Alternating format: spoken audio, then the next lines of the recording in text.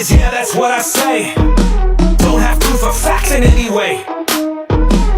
I claim the moon's made of plasma, a place no one can go. The Apollo program's a scam, I can't back it up though. They talk about the ISS is floating in space. You ask me in a pool, I'd say is the case.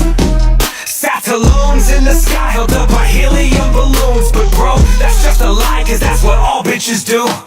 NASA lies is something I'll never prove. No facts, no evidence, debates I will lose. They say they've been to the moon, I say it's not the truth. I see truth in no way, I hate MC2 when he shows me proof. The firmament is real, a dome up above, but I'll never prove it, so lost that I'm dumb. I know the world is flat, trust your sense of sight. Saying gravity's just a theory is why I'm up at night. NASA is phony like a show or movie, fake like some stage. Truman Show, child's play, it's just a suck at this game. Because I'm just a dick with only my stupid self to blame. But I'm so fucking sure that the earth is flat, based on how I feel.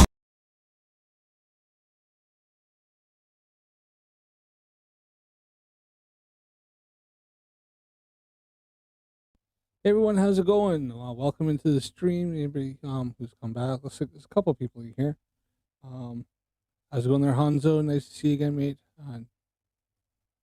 All right. So yeah, we're gonna crack on here, and I don't get many people watching streams yet, but hey, fingers crossed, touch wood, that we will have more people in. So I think I got the soundboard at least sorted out.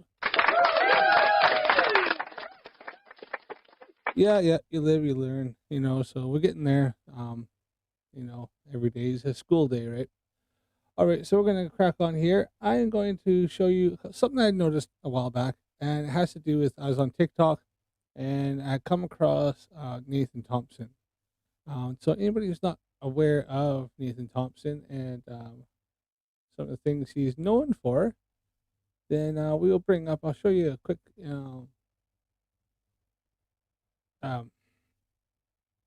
yeah, news article. That's it. News article from 2020, so about 5 years ago. So just we'll bring that up here, and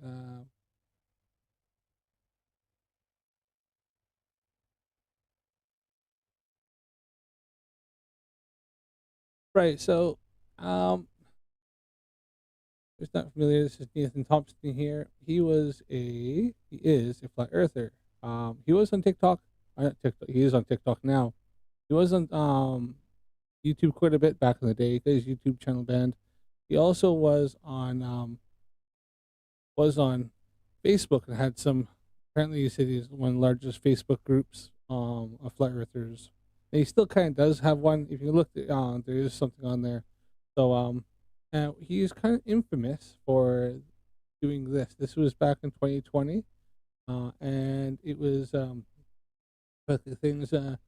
And he'd done this, funny enough, he done this live stream this. The video viewed by more than 33,000 times on Monday afternoon. A man approaches students on Hull's Academy Playground in Greenville and reaches over the fence and hands them flyers before yelling out, "Space is fake, and you're not a spinning ball." He was out walking his dog, apparently. The one that he likes to, he's not very nice at dogs sometimes. And there's video of that as well that he live streamed because he's an idiot. So this is a teacher in an elementary school's playground can be seen ushering students away from the man wearing a blue sweater with "Flat Earth" emblazoned across the front. As he yells, "Listen, guys, they're going to teach you. You live on a spinning ball. That doesn't make it true. It's not real. The floor is not moving 1,000 miles an hour." Yes, he actually did this live stream because he's an absolute bellend. The man, 34-year-old Nathan Edward Thompson of Colt de Caza, California, was later arrested by Greenville County deputies and charged with public disorderly conduct in relation to the incident. Thompson told Greenville News that he had been traveling the country for 3 years, organizing conferences for people who believe the earth is flat and working to spread his ideals. He still lives in his either he still lives in his van or he lives in his grandma's basement, apparently. He was 34 years ago. Now this is 2020. So just remember, so it's 5 years ago. He was 34 years old then. and this will be relevant here in a bit. So he said, he said he went to the Holes Academy on Thursday to share his beliefs with children on the playground while the kids were in school. So he's harassing children on the school playground. I was walking my dog on a public sidewalk and used my First Amendment rights to tell those kids that large bodies of water do not curve, he said. One student calls out, "Are you crazy?" Because Nathan Thompson is. Before the man dropped a few pamphlets over the fence. Now, he's dropping onto private property, right? And over a fence. He may have been on the public sidewalk, but he was harassing children on private property and dropping his trash on there. They weren't too appreciative of that. On the video, before Thompson walks away, he says, "I'm going to flat smack them." I don't think a few parents, I know I wouldn't want parents, if some guy sees going to flat smack my kids, I'd be going him, I'm going to round pound him. Just me. And then he'd get glow probed after I'm done. In the video before Thompson walks away, he says, "I'm going to flat smack them."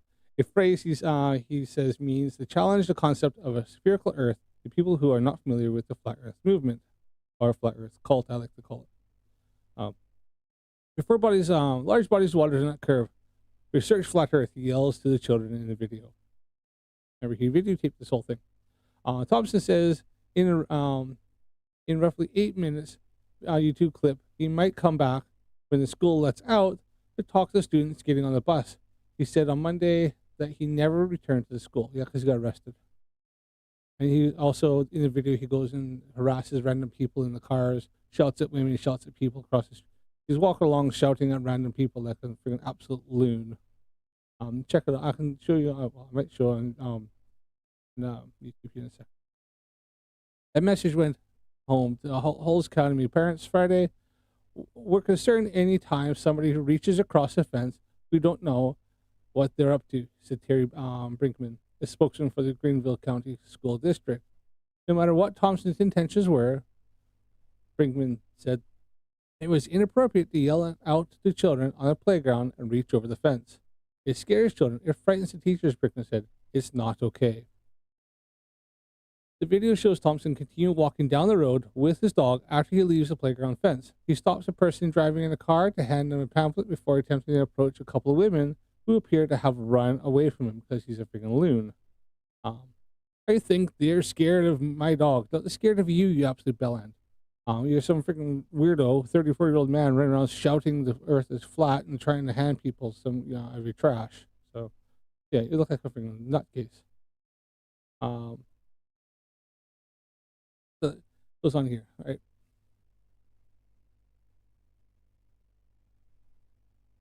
So, if I go on to... Right, so... Here. I'm going to type that in. We're going to watch that video real quick. It's not a long one, so... I'll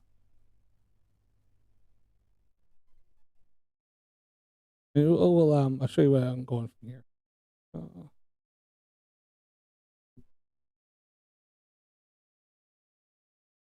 Thompson.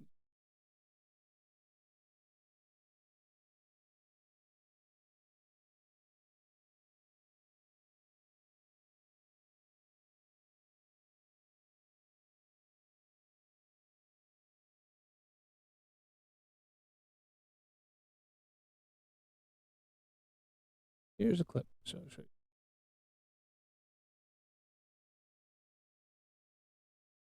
According to reports, a prominent flat earth conspiracy theorist by the name of Nathan Thompson was arrested recently after showing up at a school playground and yelling at the children about the earth being flat. He even brought some pamphlets with them so that the kids could read for themselves and do the research as he tells them.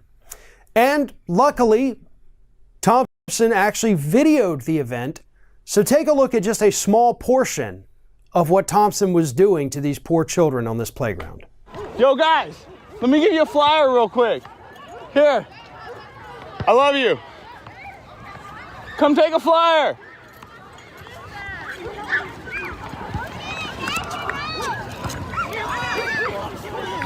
I'm gonna flat smack him.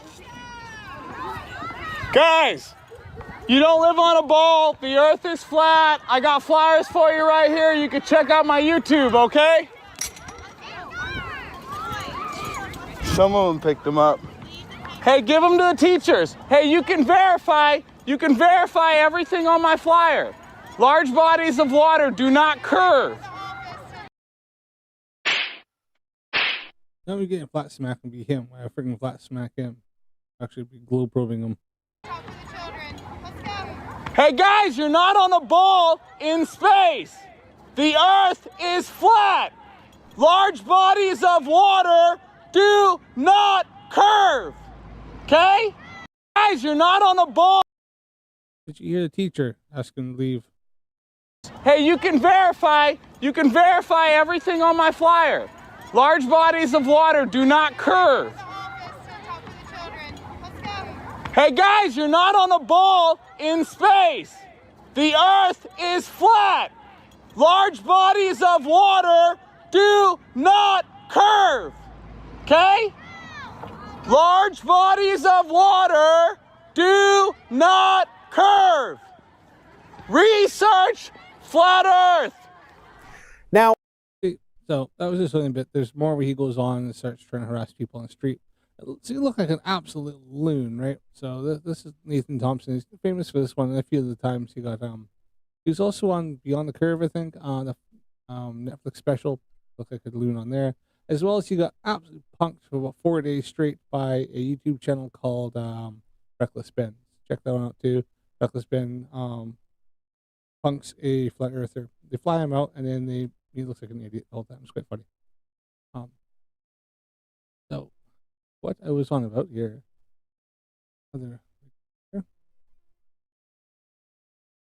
So, like I said, Nathan Thompson. So that's him there. Now he's kind of left. You don't really see him on YouTube anymore, and I think he's still on Facebook a little bit. I noticed lately, but while I was on YouTube, I happened to come across this video here he's put up.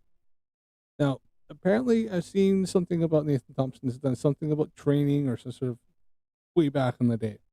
He's never done anything with it. So this is him.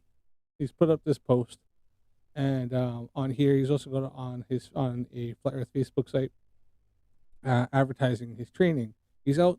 You don't know anything right now. Nathan Thompson right now. Him and I think Joe Hanvey, another Flat Earther.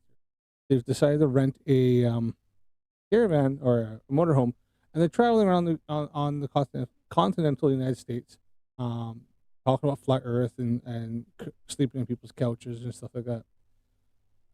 So as Nathan Thompson actually doesn't work. I don't think he's held a job for a very long time. He makes money by selling his flyers. I think he makes money by people paying him to go speak at Flat Earth conferences. And I think his family, I think his grandma or something gives him money. And he probably makes money on TikTok because he's got quite a few people. He's always in lives, and he was more in the lives, but they're starting to kind of turn their back on him. A lot of flat earthers now, even on TikTok, which is some more crazier flat earthers, are starting to turn their backs on Nathan Thompson because he goes in, he ruins their lives, runs them like his own, mutes people, kicks people, and then talks over and acts like an absolute bellend. Now, foreshadowing a little bit coming up here in a few days, 4 days time, he's debating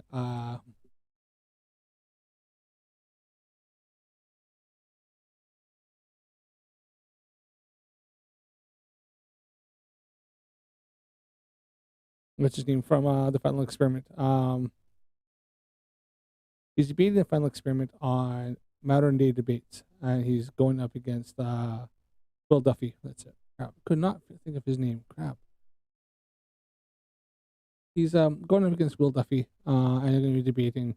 Will Duffy, he's quite put together, so it'd be quite funny. Now, last time when Nathan Thompson's been on there twice that I've seen on modern day debates, he acts like an absolute freaking bellend, acts like a child, and he tends to lose his stuff because loses shit because if he's not the center of attention, Nathan Thompson starts losing his shit. So I'm gonna play this little video here. I'm gonna look something up. Read it here. Just starting up on brain training again. I decided I need to get in shape. These are my day one pics. Now, so you can see Nathan's quite lean. He's trying to make it look like he's quite like like quite built.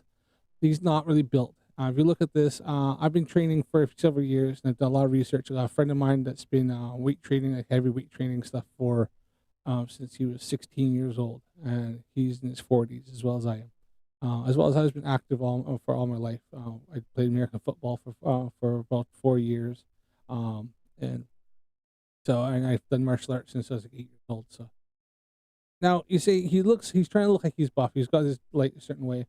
He's not. He's lean. He's really super lean. You can tell, especially when you look at his stomach here. He's just got very low body fat, and he thinks he's big. His arms, I've seen. You'll see later on. His arms are probably smaller than mine. Right? He's not. He's about my height.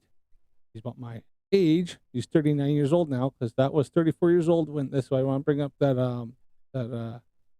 article. 34-year-old Nathan Thompson back in 2020. 2025 now, so he's 39 years old. So keep that in mind, because here he says, this I need to get in shape. These are my day one picks.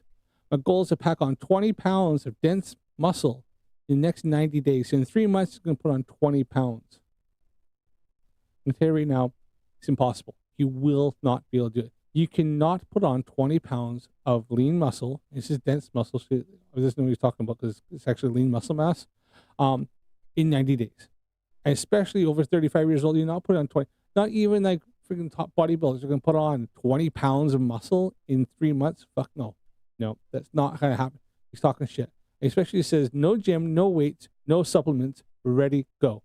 He's not going to put on 20 pounds, all right? There's no way in hell is he going to put on 20 pounds of muscle in 90 days, in 3 months. He might put on, this is going to be generous. Let's say he's a bit of a genetic freak. He's a freak, but I don't think a genetic freak like that. He'll probably put on maybe 6. Let's say 9. Maybe 9. Maybe 9. That's pushing, and that's probably trying in 3 months' time. But without using the gym, he's like, he's using like this calisthenics, like just using body weight. He's going to try to put on 20 pounds of muscle in 3 months without using any kind of like heavy resistance training. No, bullshit. I'm going to call bullshit right now. Guaranteed, right? So it goes, now what he says here, he says training is $500 a month. If anyone is interested, results will be good. Stay tuned for those. He wants $500 a month to do his training.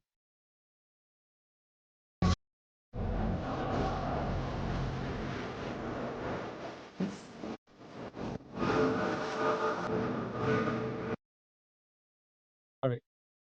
So, yeah, if you're interested in training, hit me up. flatearthflyers@gmail.com. Peace.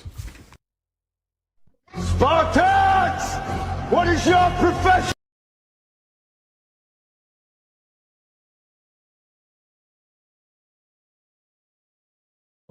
copyright strike on that. So yeah, this is now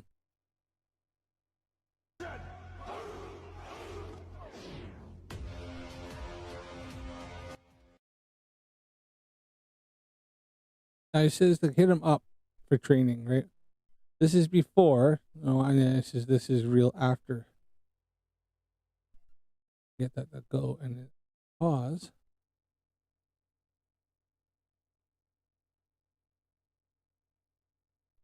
Sometimes TikTok's an asshole. Okay. Right. So this is he's saying before. I don't know why, and then he's saying after. Now, honestly, I'm gonna give my honest opinion here. If you look here, other than him looking leaner, like where he's just lost some body fat, his size wise, his chest, like, you know, we're looking size here. He's gonna put on muscle, his arms and stuff like that. He's just lean. He's not much more. I bet you for strength wise, probably not that much more. I wouldn't put on. He's gotten skinnier, and he's also, I believe I've seen where, he's trying to think this is before and after. There's no way he hasn't put on 20 pounds of freaking nothing. You know, he's lost weight. This is him losing weight. He's gone from a little bit more. He's got a little bit more fat around there, still quite lean, to just like lower body fat. That's all he is. He's not bigger. He hasn't put on any kind of size now, but he wants $500 worth of training, right? So Nathan Thompson is asking for $500. So he's saying Training is $500 a month. If anyone is interested, results will be good. Stay tuned for those. And he puts up he's lost weight. Now, I want to see if I can go back here a bit. Let's see on his videos here. Show you what kind of training he's doing. Let's see. This is what he's doing now. Okay.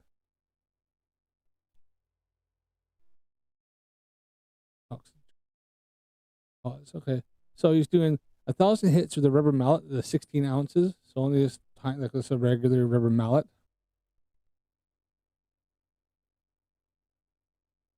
Uh, 500 juggles with a 3-pound metal balls, and 300 hits of 8-pound sledgehammer. Now, so here he is. He's juggling. Okay, so he's juggling his little balls. Ethan likes to play with balls. So looks he can handle some balls pretty good. He's probably plays a lot of different balls. And then this is his sledgehammer training. He takes a ping pong ball or a golf ball and bounces it on a sledgehammer. Right. And he says questions about coaching. So he wants $500 for coaching, and this is his coaching. This is what he's doing. Right. This is his exercise routine. He's going to put on 20 pounds in 3 months of muscle doing this. Okay. Now let me show you something here. This is Greg Doucette. Greg Doucette is a former IBBF professional bodybuilder.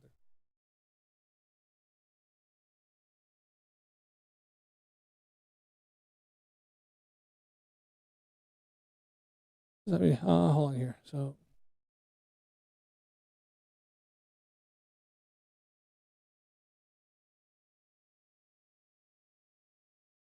here, let me.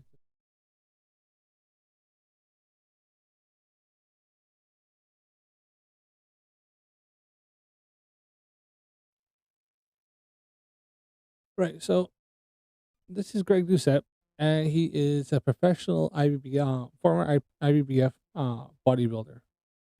Now he has done training. He's got all sorts of certifications in training. Now here he is. So Greg Doucette, his base one here for custom training program, home gym. You can do home gym, you can do normal gym, right? Same. Or if you want to do home gym and normal gym, then the price jumps up by $200, right? So you can say home gym. Let's just say close to what Thompson's doing. 300, so $100 less, and you can get a former IBBF bodybuilding. I think he's got a few different things. He did natural, and obviously he went pro, right? And here's Greg Doucette. He's from Canada. He knows supplements, proper supplements. So expert in aesthetics, strength, education, and charisma. IBBF pro bodybuilder, Guinness World Record holding powerlifter, bachelor's and master's degree in kinesiology. YouTuber with more than 380,000 subscribers. He actually has some different YouTube videos I've watched myself. He's coached of more than 1,000 diet training and supplement clients around the world. He's got a publisher. He's got an author. He's not a doctor, lawyer, dietitian, chief astronaut, sex therapist, or police officer. Right. So Greg Doucette is a former bodybuilder and a power lifter. Right? And he still is active to this day. The guy's in his 50s and still looks amazing. Does biking and stuff like that, right? But absolutely freaking mop the floor with Nathan Thompson, and Greg Doucette's only short. Right. Now, who do you think is going to be a better at the coach? A man that looks like this, or are we going to look at Nathan Thompson and a man that looks like this, who's just a little body fat, looks like a little smackhead, right? I used to hang out with a guy that looked like this, and he had FAS and extremely low body fat, and he looked like this. Never stepped a day like his life in the gym. Never worked out once. Just always looked like this. He was just super lean. He had like like less than 5% body fat naturally. He always looks like he was strung out, right? So this is Nathan Thompson, and he wants $500 a month for that's his coaching. That's what he's doing. Where was his thing again? Like I said, so training is $500 a month if anyone is interested, and he thinks that's good, right? I could probably give better results than he would, but compared to this, here's Greg Doucette, right? But let's see, you don't like that. All right, so let's try. How about this? Johnny Shreve. Johnny Shreve is another former IBBF pro bodybuilder, football player. I think he played professional college and professional football. The custom training and nutrition plan, $100 US, $100. So 1/5 the price of Nathan Thompson, who thinks the earth is flat, and you could have a custom training plan by a former bodybuilder and pro football player. Right? And usually $200, he's knocked it down to $100. Right? About him.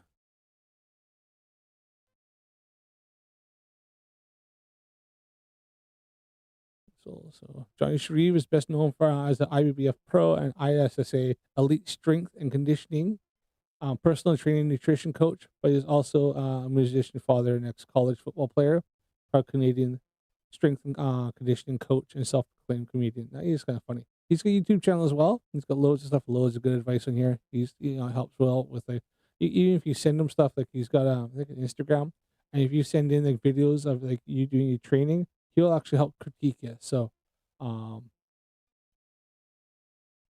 he still does bodybuilding now. He's doing more natural stuff, like he's older, so he's doing like the older guy stuff. So he's now an IBF pro with over 15 shows under his belt. Most memorable victories: 2017 Canadian Nationals, where he won overall super heavyweight and best poser to claim the title of Mr. Canada. Notably, Johnny's placed 5th in 212 of the Master Olympia, and achieved his feet steroid free. There's a lot of pro bodybuilders, especially now, are like they're actually on juice, but they doesn't mean they don't know how to train. The guys know how to train. They hit the peak where they could be, because a lot of them start off doing natural, and then you go pro, and you tend to go into stuff like that. Johnny founded the Iron Community, offering comprehensive training splits, ebooks, weekly receipts, recipes, and personalized coaching on training clips. His balanced 4-day split focuses effective muscles exercises that maximize results. He's a popular YouTuber with only 635,000 subscribers and 2 million views per month. Right? Johnny's channel features educational yet humorous content. So for $100, you could have former BBF champion, Mr. Canada. He's done. He's got 15 shows under his belt, the national championships and stuff like that.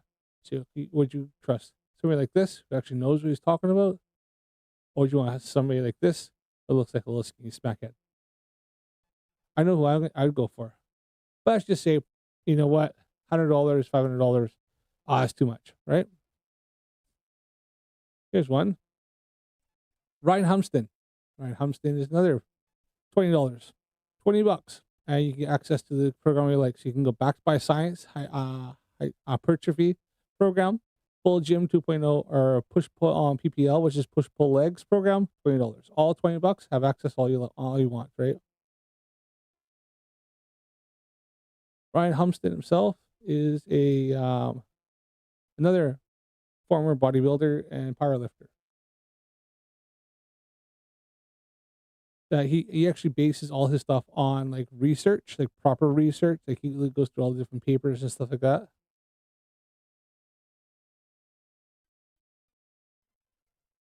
I don't know if I can get this bigger, but here's Ryan Humston here back in the day.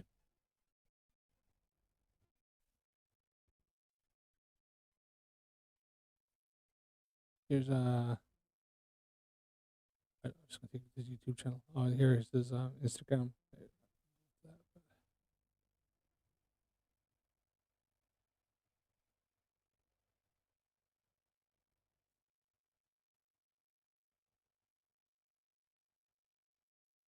It's not the one here, right? Like he has a YouTube channel as well.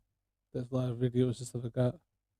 And all his stuff is like he'll go through all the studies, what they did, and in his own personal experience and stuff. He's always trying to find new, better ways of doing stuff, right? Now, just for example, look at his arms. Look at the size of him. And then this is Nathan Thompson, who thinks he's got big arms. He's only doing this video here, but honestly, his arms there and there. I have bigger arms than he does, and I haven't trained in about 6-7 months. Going back soon. Right. I'll actually be doing some of Ryan Hemston's programs. I already have one of his on my thing. In fact, I could read out to you here. You want legs? There you are. There's loads of people. Now, don't go for like freaking V Shred. He's a little shite. These guys always call him out and expose him. Don't go for like Athlean X. His some stuff's alright, but he contradicts himself all the time. Right? You can go for. There's much better people. What is his name? There's another fella that does science all the time too. But yeah. So all I wanted to bring up is that if Enoch on TikTok wants $500, Nathan Thompson, who likes to go around harassing children, $500 a month for less than one, for the same price, you could get Greg Doucette, gives you a custom I can give you custom coaching. You choose your plan, everything. None of this bullshit that freaking Thompson's trying to do. Here you are, right? What you want? Custom diet and training plan, custom training plan, coaching, one-on-one coaching. Obviously, it gets more expensive to get that. It goes up quite a bit. Great, that's great. He's not cheap. I'm not gonna say he's cheap, but what you get. Okay, $500, same thing as Nathan Thompson. Phone consultation, 20-minute calls, and you can talk to you, and you can actually talk to somebody who knows what they're talking about. Now, obviously, goes up to the custom diet and training plan. He's going to do diet and stuff. You're looking at $1,000. You want one-on-one coaching was $15,000. It's all in coaching, 3 months. Now, here, I don't know some of these other ones, how long they are, but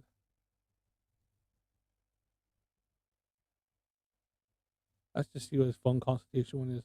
So it doesn't matter what you want to talk about. Book a phone consultation. Ask me about anything. Bodybuilding, powerlifting, diet, training, bulking, cutting, managing, peds, supplements, goals, life, business, YouTube, being a circle. It doesn't matter. If you want to see if I'm good, if I'm a good fit for your coach, be a coach, before purchasing a coaching plan or custom program, book a phone call station with me to discuss your goals to get your questions answered. After the call, you receive a 20% off discount code towards any coaching service, excluding one-on-one ongoing training. All right, so you get a 20-minute phone call consultation, or you get a bit more. So now, I'm not saying he's cheap. What do you get for home gym? So do you want training to train harder than last time you built a better physique? It doesn't matter if you're a bodybuilder who's been training for years, or if you've never touched a weight in your life. My team can give you the guidance you need. So for $100 less, you can get normal gym, or obviously you can go home gym. Same thing, right? Training plan. The training frequency guide, exercise selections, day-by-day intensity, built-in adaptability for training splits, substitute exercises, equipment, and preferences, rate of progress-based alternatives, cardio recommendations, body fat analysis by Coach Greg, and then now analyze personalized video message from Coach Greg. This is all for $400. Frequency asked, "Are you sure your custom program will work for you? My custom programs are custom tailored to you, regardless of your experience, limitations, or any other factors, so that you will be able to reach your goals. You can also book a phone consultation with me to discuss your programming needs, and with this, you will receive a discounted price if you decide to move forward with the custom program. There's an age limit, so this is what you get for $400.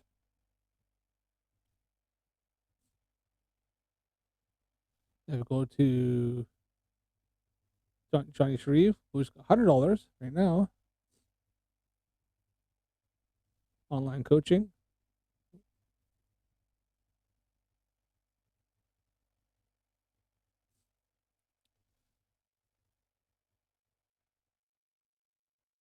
You can do, say, ask online coaching about fat loss, build muscle, build healthy habits.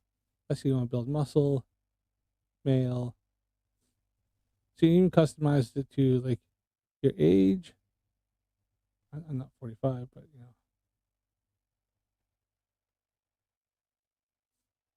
Right here, what do you want to work on specifically?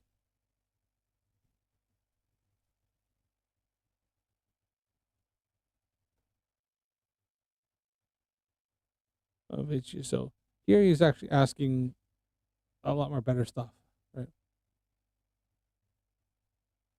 Not going through this all, but where I'm going with this is just the fact is that, you know, it's quite obvious who you'd want to have. Would you have this little skinny, you know, weedy bastard who actually you can quite clearly see is not in, like, he's going to try to coach you how to get 20 pounds. He thinks he can put on 20 pounds of muscle in 3 months. And this is what he thinks. Like, this is his idea of, I'm going to train to get big, right? This is his, his arm, where he's got, he's quite veiny because he's got low body fat. But he's not a big guy. This is what he thinks he's doing. He thinks, yeah, look at me. And this guy wants $500 a month. And this is his training program. Brain Training 101. Juggle some balls. Take a couple rubber mallets. Toss them around like this. Juggle some balls. And then put a golf ball on and bounce it up and down. And this is his training. Bounce up and down on a sledgehammer. And yeah, look at this. He thinks that is like worth $500 a month. This is what we call a grifter. This is what we call a scammer. This is flat earth.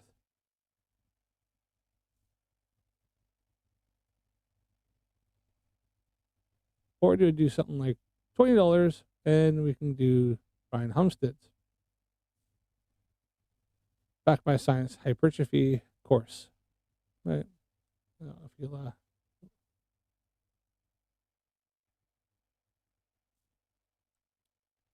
course curriculum, there you are. See. Link to the spreadsheet. You go welcome. Link to the spreadsheet. You go welcome video. Back traps and calves video overview. Back traps and calves. Chest, triceps, and ab overview by and then a sheet, so video, and then a sheet showing how to do chest, traps, and triceps and abs. Shoulders, biceps, and calves. Quads, hamstrings, and glutes. That's week 1. This is all for 20. This 20 lessons. You'll have once $20, you have access to this all your life. You don't have to pay $20 again. He makes it quite clear. Week 2, back traps and calves, chest, triceps, and abs, shoulder, biceps, and calves, quads, hamstrings, and glutes. Notice the difference between Nathan Thompson's and this. This is so much more tailored, and this isn't even a custom one, but it's so much more precise. You go back traps and calves, chest, triceps, and abs, shoulders, biceps, and calves, and quads, hamstrings, and glutes. This is and then week 4, and then repeat. Back, and so once again. This backed up by somebody who actually knows a thing or two. That's a $20 course. $20. I mean, would you pay $500 for some guy to tell you take a golf ball and bounce it on an old sledgehammer, or would you want to have somebody who actually is specifically targeting muscle groups and how? Full gym 2.0. Look at this, $20. These are only some examples. There's many trainers out there. There you get a video. Then you got video arms. There's arms, shoulders, back, chest, legs. Week 1. Week 2, same sort of thing. And then they stick some abs in there as well. Chest and abs, legs. You got a video that shows you how to do it. And then a breakdown sheet. Once again. And again. I can give you a view, just so anybody, just to break this down, and I'm going to move on from this. But I actually got one of his, I got one of his programs for free on my phone, right? He actually gave this out for free. I had to pay for it. So this is a cable straight bar partials, initial range, 2 sets of 30 reps. Then cable straight arm, straight bar over top of the elbows, and there's videos and all this, how to do it. 3 sets, 20 reps.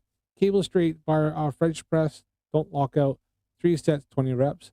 Single arm dumbbell preacher curl, tilt back, 3 sets, 15 each arm. Single arm double dumbbell reverse grip brachial curls, tilt back, 3 sets, 15 per arm.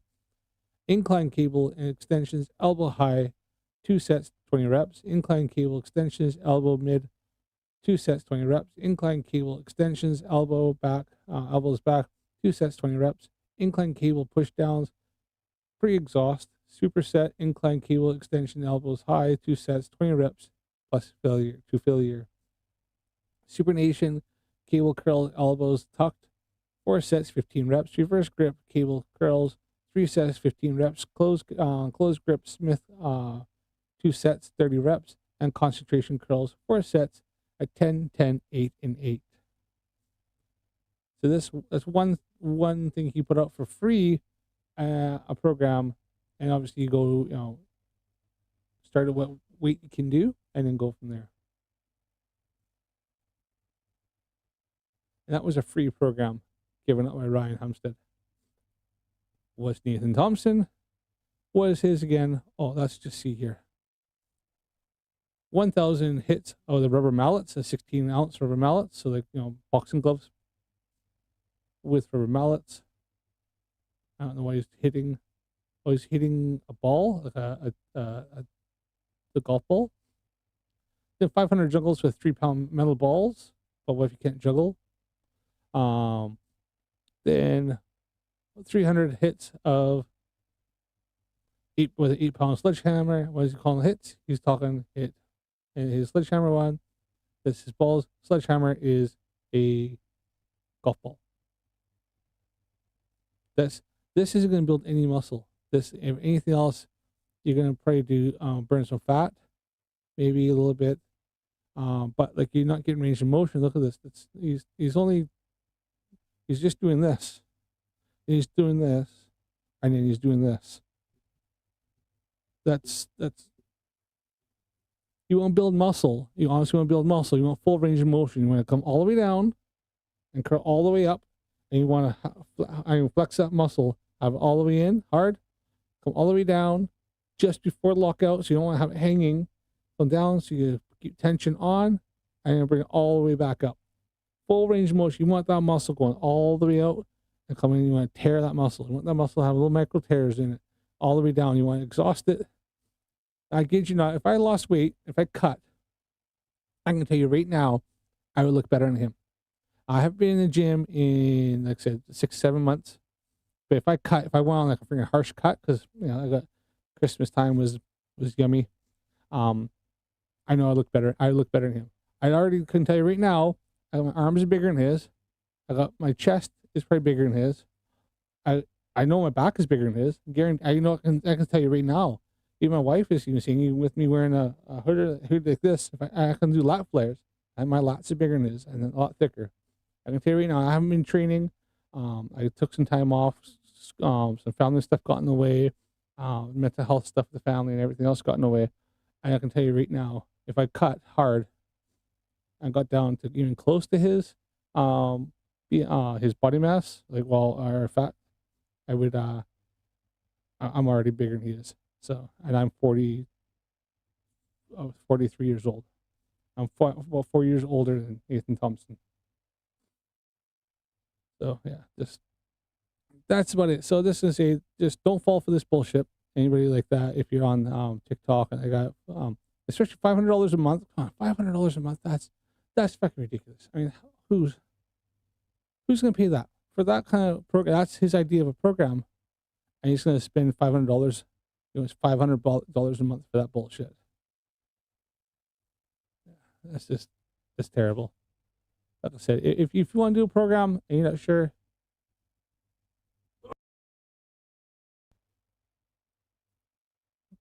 this dude Ryan Humstead's $20, right? Yeah, look. Full gym program 2.0 is out, so you know what that means. Either you buy it, get after it, and get results, or you don't, and you end up getting diabetes, and they have to chop off your foot. Choice is yours. Oh yeah, and Ryan's actually funny as well. He's taking the piss for the white people. Like, this is.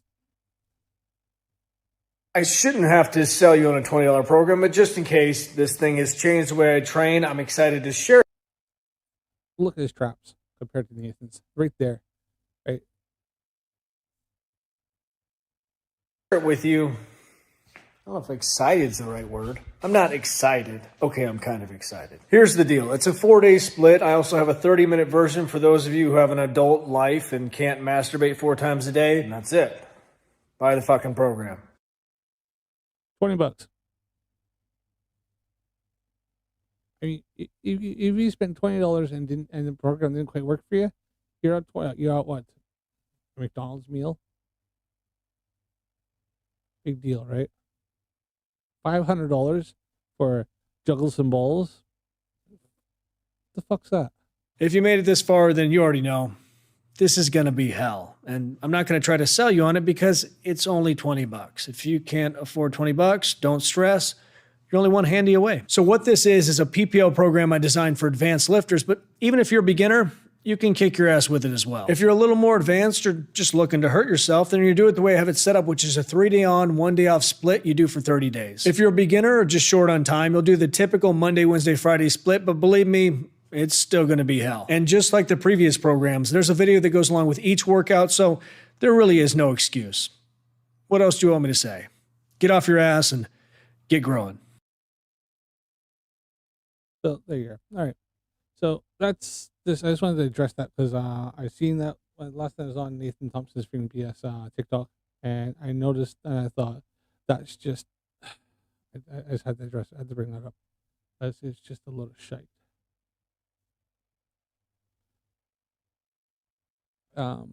In other news, I had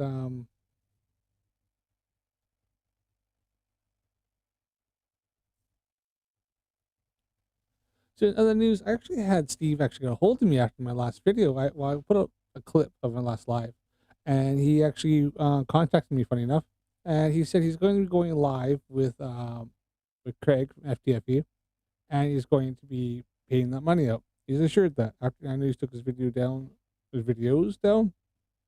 and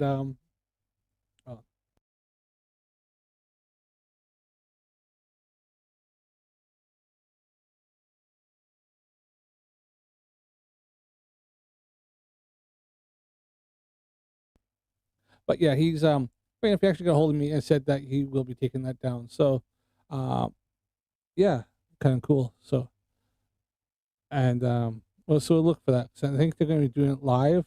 They said sometime this week. Now we're on Wednesday already. I haven't seen anything that I can think of that I've seen. But yeah, I did actually hear from Steve myself. Well, he commented on my last video I put up, which I took from a live and I clipped the beginning when I was talking about it, and I put FTFEs and MC Tunes, and I put up oh, here, just trying to check something out.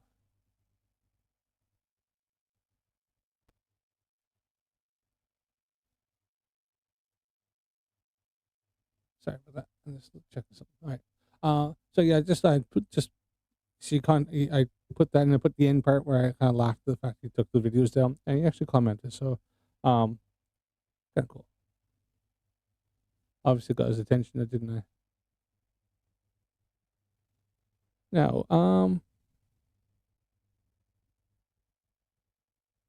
yeah.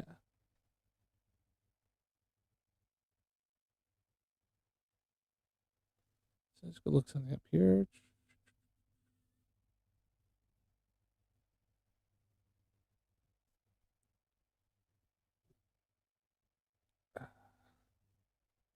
Now I've kind of make this a little bit of a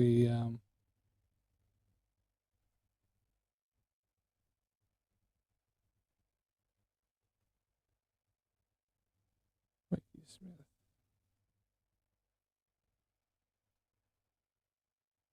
I make this a bit of a common thing just because I am kind of interested in what Mikey Smith is doing. So we're going to check out Mikey Smith, horizontally opposed. We'll see what he's up to. We'll see if he's gone to his if he's headed down. Oh, the telescope conspiracy. This might be fun.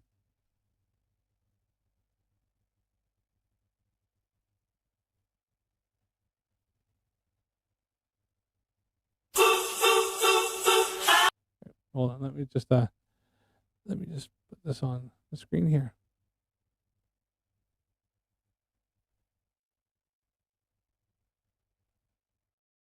Right, so Mikey Smith, horizontally opposed. Now, as you know, I've been on our lives. I've kind of been checking him out and seeing what he's been putting up for his videos. He seems to be interested in doing some astrophotography.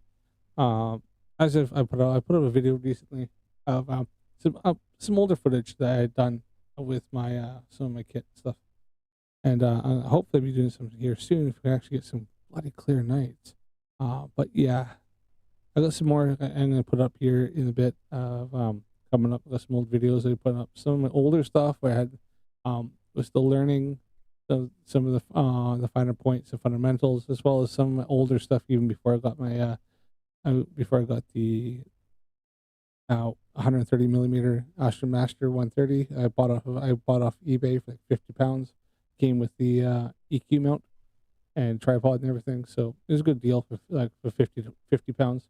I have my my Soul Mark, which is a 70 millimeter by 700 focal length reflector telescope, and I still got some older stuff with that as well. And before, I had done some stuff with cell phone before I actually got my Astro camera.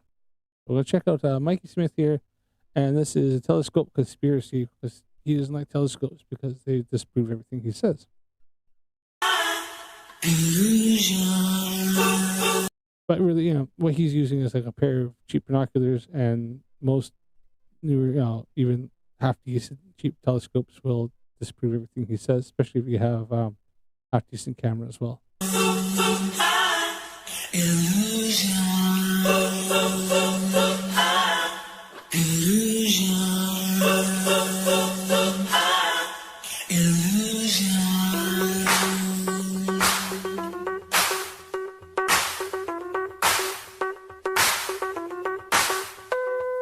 Telescopes today are the same as telescopes when they were invented. See, I hate when they quote Neil deGrasse Tyson, but they take a lot of stuff he says out of context. They say that like the fundamental design is the same. Like my my Astro Master 130 is a Newtonian. It's called Newtonian reflector telescope or reflector. Yeah, It's a reflector. And then my solar mark is actually a refractor, where it has like kind of like what the one's shown on the screen here. It has a lens at the beginning like that, and it hits a little prism halfway down, which comes up at 90 degrees and then into a eyepiece. So I have one of each, and it's kind of same kind of concepts, but the lenses and the mirrors and stuff are much more better quality, and the eyepieces compared to back in the day. They're just bigger, right? The principle behind them is bigger.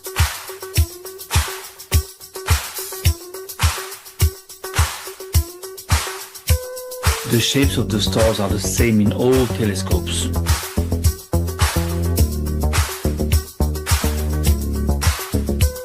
That's true and not true. Obviously, there's the same in all telescopes, and a lot of times it's down to the operator and how and if you, how well your equipment is maintained and if it's calibrated right. Like I said, the Newtonian reflector, it needs to be collimated quite a bit.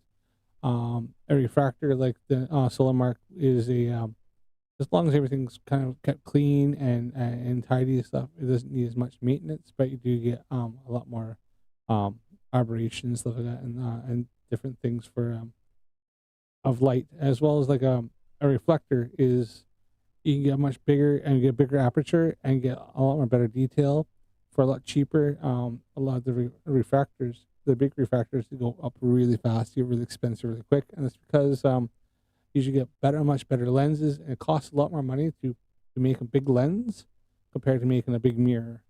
So that's why it's you get reflectors. People tend to have them as the bigger ones, especially in the amateur, because it's just so much better, cheaper to get the aperture that you need, you want to have, for and have it for a reasonable price. The more powerful the telescope, the deeper in space can we see. That there, I'm just going past. It's essentially after that.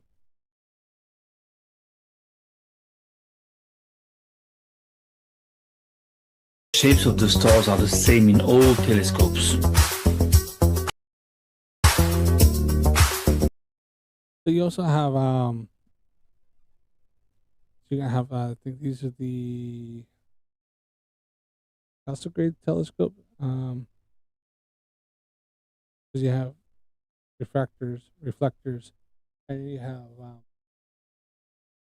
the new ones. Because the other ones are quite expensive. They're kind of like a cross between a reflector and a refractor, and they get they're quite expensive, but you can get some really lovely shots with them.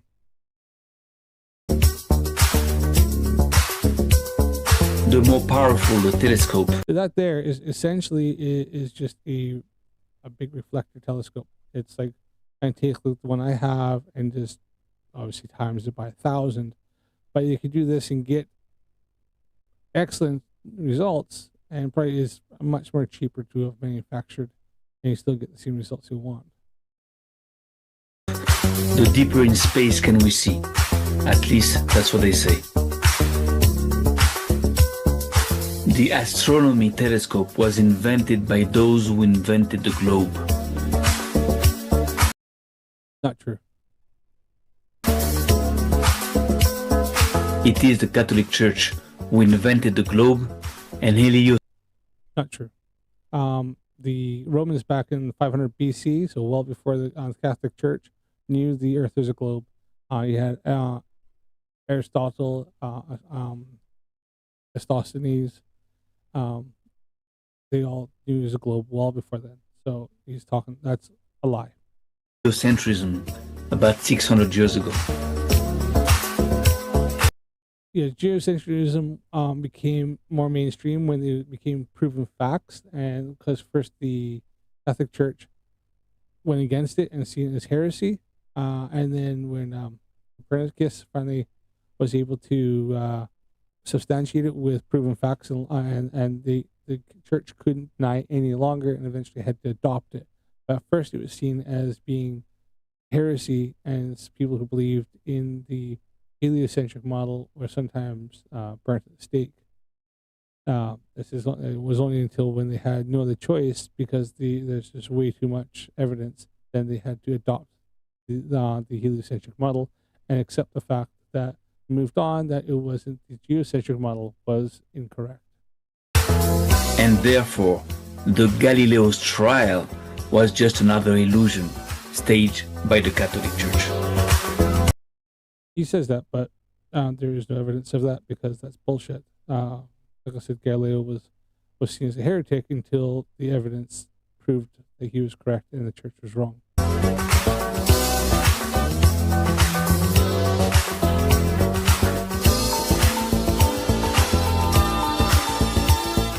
Okay, when I use my telescope in order to see a house or a boat or a mountain far away, I know how to adjust it in order to have a perfect picture. Now, if the picture is blurred, I know it because I know what a house looks like, what a mountain looks like, what a boat looks like. Now, about the stars, I don't know what a star looks like. I never saw one close enough.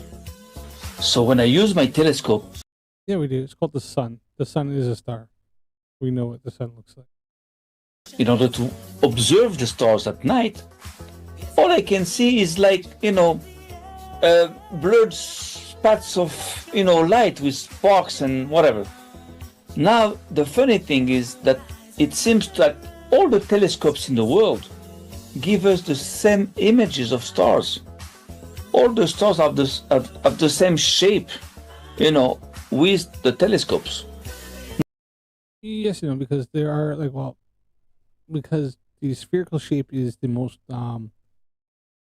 energy efficient shape, and for forming, especially in a vacuum, and in a vacuum in zero G, you will see water form in a vacuum or in 0G or even in free fall. It takes up the spherical shape.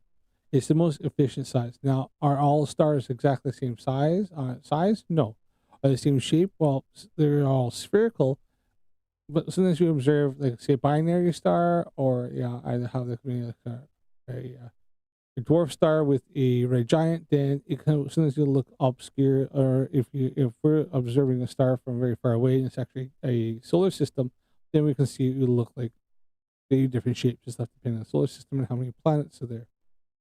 But we can tell this a lot more easier with something like James Webb and the Hubble stuff, which is outside of an atmosphere. We don't have the atmosphere obscuring and kind of changing and obscuring the image. We can get a much more clear image of what things look like without the atmosphere kind of twisting and bending the light. No matter, how big is the telescope, even like a huge extra large telescope gives you, the same pictures of stars. The only difference is, according to what they say, is that the bigger the telescope and the deeper into space you can see. Now, the problem I have with this is that, well, if you have a telescope that can go deep in space, what do you have to go deep in space? Just concentrate, your vision on the stars that are close to see. Because we've seen the stuff that close, and we want to see further. So we gather the light, as many particles of light in a bigger telescope. You can gather a lot more light and see much more fainter objects and stuff are further on, or like some like nebulas and stuff with the gas and stuff. With like my little refractor telescope, and even my I wouldn't be able to see as much as I can with my reflector. I got a 70 millimeter size aperture, and I have a 133 millimeter aperture, so I've nearly almost doubled the size. So I can see a lot more detail of planets, and I can see a lot more different stars, or even nebulas and like clusters and stuff with the 130.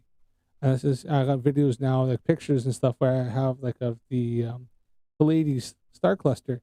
Well, I could never see that with my other telescope. I couldn't collect enough light to be able to see all the little fine stars and stuff in there. But now I can with my bigger telescope, and I can see even further. I can see like different. If I go out of the city away from light pollution, I'll be able to see like different nebulas and be able to see like different galaxy stuff that won't be able to see with a smaller telescope.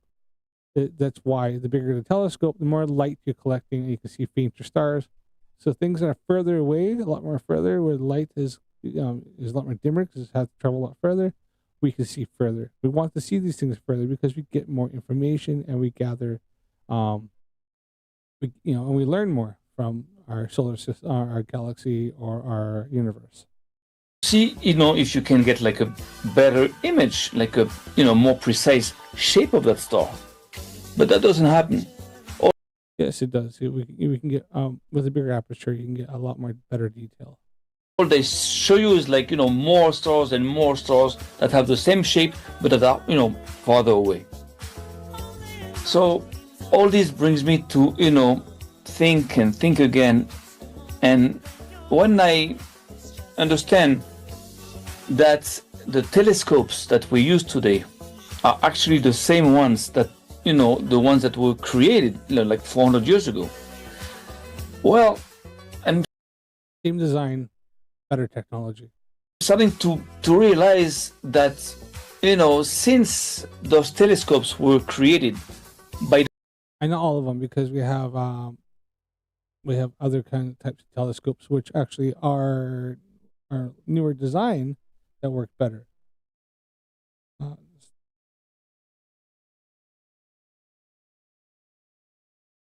Taking a look at something here.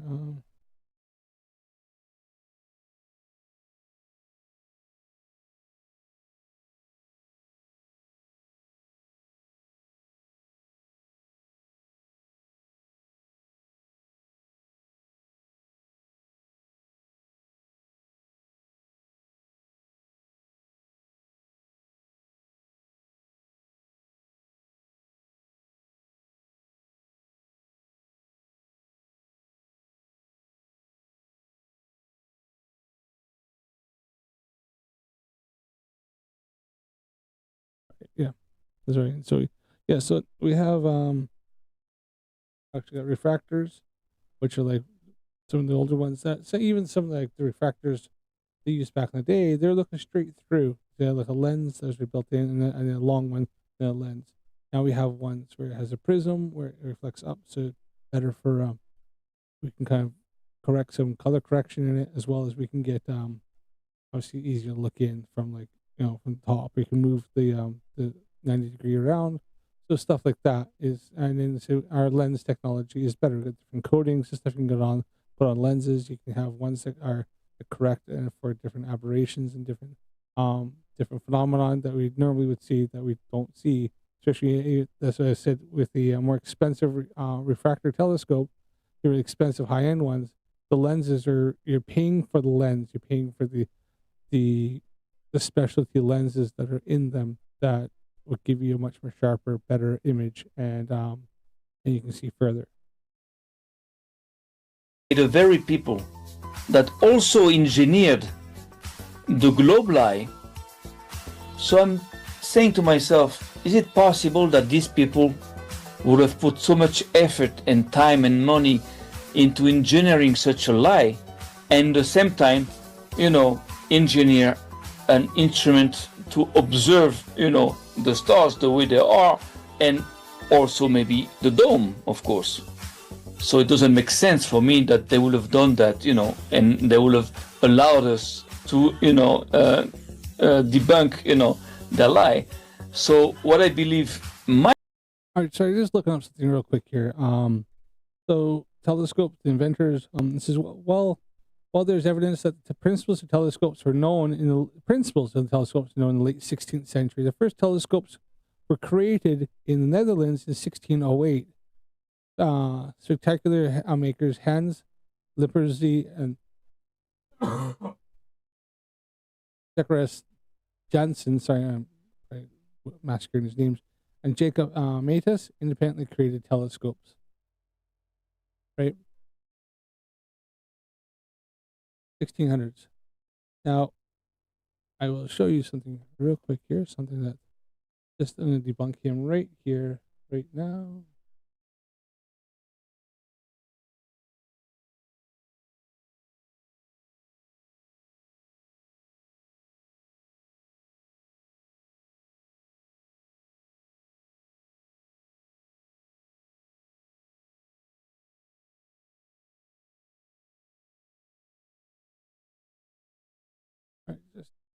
here.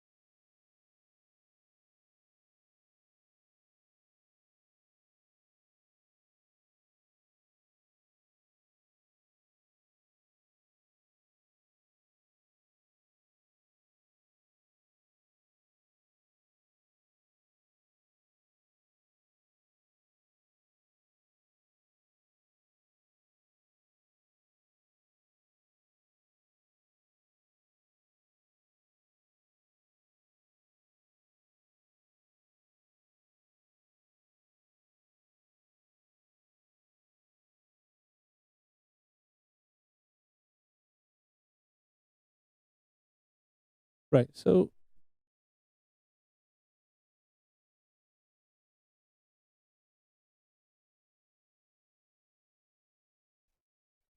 here we have something called, is the Edgerfell, pronouncing this wrong. It was a globe that was built and made in 1490 to 1492. It's the oldest surviving globe we have right now. There is evidence of older globes, but this is oldest surviving globe that is currently we have right now, from 1490 to 1492. Telescopes weren't invented to the 16th century, so they weren't invented to the 1500s. Now, how did we know the Earth is a globe? Well, we have things like cartography and map makers, and they're able to measure different things for using something like time, distance over time, and stuff like that. And they could map different like land masses and stuff by cartographers. This before they had things like we had satellites and stuff like that, GPS. So they invented something called this. Now this is it actually does not have North America or anything on that. They kind of some of the stuff they could map out what they knew, and then some of it is where they kind of went, okay, we don't know what's over that way, so we're going to make it up. So if you look at this, it's got a lot of Asia and Europe and stuff, but you won't have no North America. It's just good. Let's have but they knew the Earth is a globe. They could prove that by using like celestial navigation and stuff, and how it only seemed to work on a spherical object and wouldn't work on a flat plane.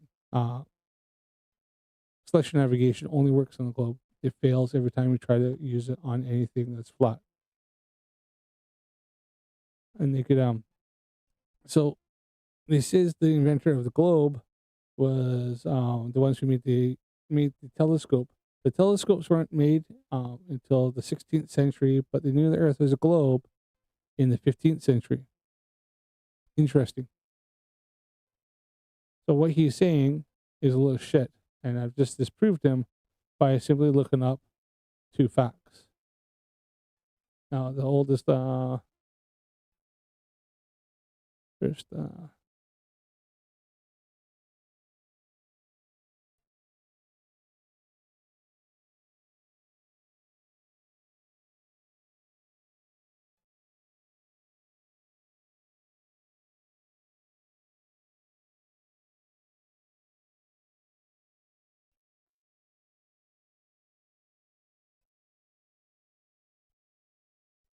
the first time so in fact the Greek philosopher Pythagoras was the first to come up with the concept of spherical Earth back in the 6th century BCE, the 600 years before Christ.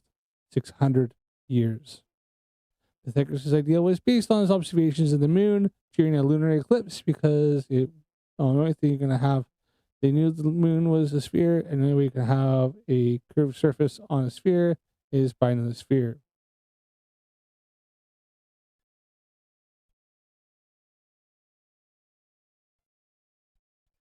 So the concept of the globe is from the 6th century BCE. Now, the oldest surviving globe we have right now is from the 1400s to the 15th century, and telescopes were not invented until the 16th century. So I had that there has just falsified that man's claims.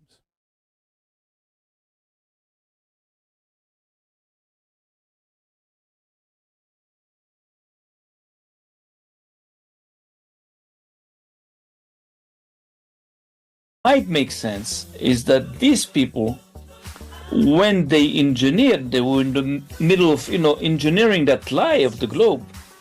They had to engineer also a rigged instrument in order for us never to see the real shape of the stars and the shape of the dome that's surrounds them.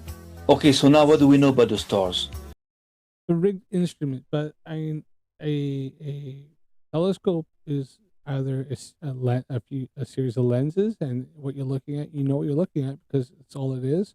Or in the example of a reflector telescope, it's a eyepiece with a lens in it, or a couple lenses in it, depending on your magnification, and a couple mirrors.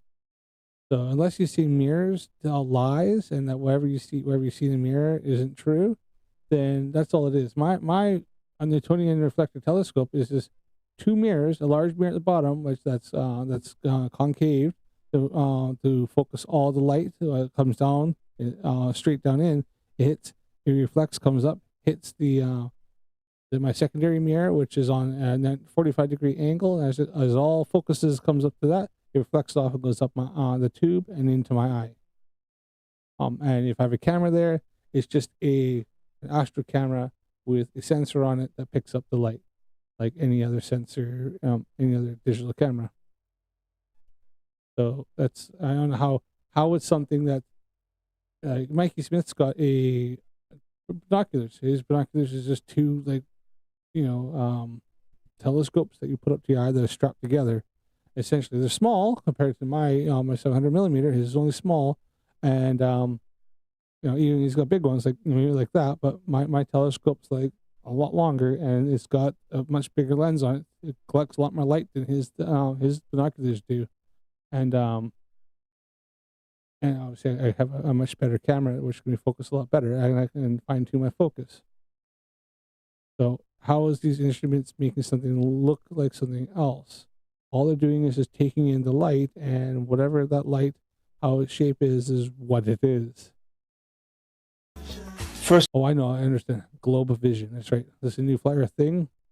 We see the Earth looks like a globe because we see in globe vision. First of all, according to our books, we know that a dome was placed upon the Earth, and that this dome is made out of a solid and transparent matter. Prove it. He's going to prove. A solid matter. We don't know what it is. It's magic. How did the dome get there? Magic Sky Daddy.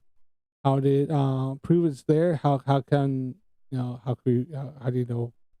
Like, there's just like everything to say, the dome, prove the dome is there. Show me empirical evidence. We have all this technology now. We're able to fly all these different things. So prove the dome is there. They can't. Tell me how high. How high is the middle of the dome? How high is the sides of the dome? How high at different points? According to our scholars, it looks like very stiff ice. Now we also know that Stiff ice. Huh? It's so the dome is ice? Well, then the sun would melt it. the stars and the two great luminaries were placed into the dome. But more precisely, Okay, so the ice is some sort of stiff, solid material. They think it might be ice, and inside of it, it has stars placed into it. And the Lord gave them the domes. So he's claiming that a book written by a bunch of sheep herders, goat herders, about stories and then retranslated 700 different times proves something, but yet it's not, has no evidence to prove any of this stuff. It's just words. And I can write anything. Harry Potter claimed loads of stuff. Does it say that's correct? Into the dome of the skies. Now, since the skies is the name that was given to the dome in the beginning, we can read that actually the stars and those two great luminaries were placed into the dome of the dome. Understanding by that there is a dome and there is a dome of the dome, and that the stars. So he's claiming there's two domes. There's like an inner dome and an outer dome. What? Well, okay. And evidence is, oh yeah, you don't have any. You have a storybook. Are in fact ingeled into that layer of stiff ice. Now, knowing all this, it makes sense to me that Galileo, who invented the first astronomy telescope, and all the guys. Galileo didn't invent the first telescope. I already said who invented the telescope, and it wasn't Galileo. Like him, that were in on the globe lie, who improved also telescopes and kept on building them, managed somehow to create these devices in such a way with games of mirrors inside that will never allow us to get perfect pictures of stars or even of the dome. Bullshit. And I have pictures of the stars that are perfectly fine, and we have loads of pictures of the stars. So it's a claim, but you won't back up with any evidence. Now, so far, all this was just like a theory, until the day Mike Allen popped up.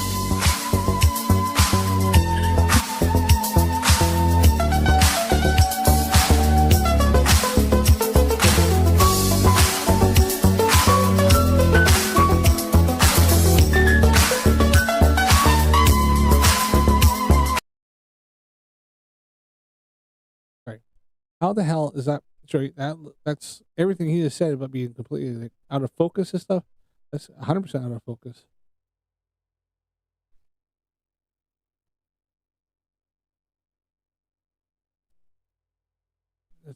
So, yeah. Later on after this, I'm going to show. I'll show you a video of some of the stuff I've done. I put up ones of Sirius on my channel.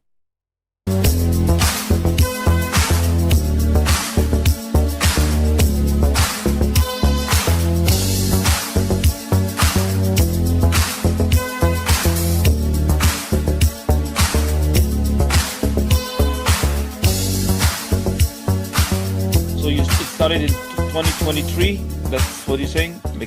Yeah, let's go 2024, 23.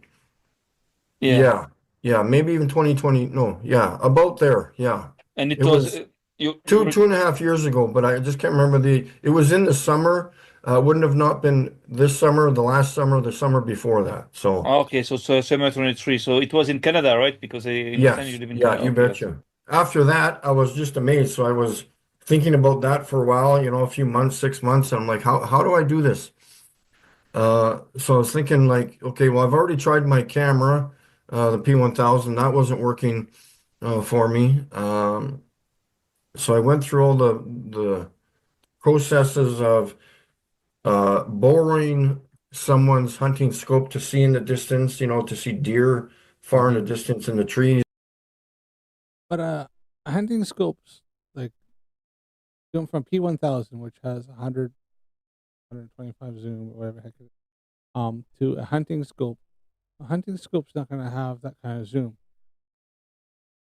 That's stupid. They went to a less reflection or less magnification optics. It's not designed to be looking at stars. It's meant to be looking at like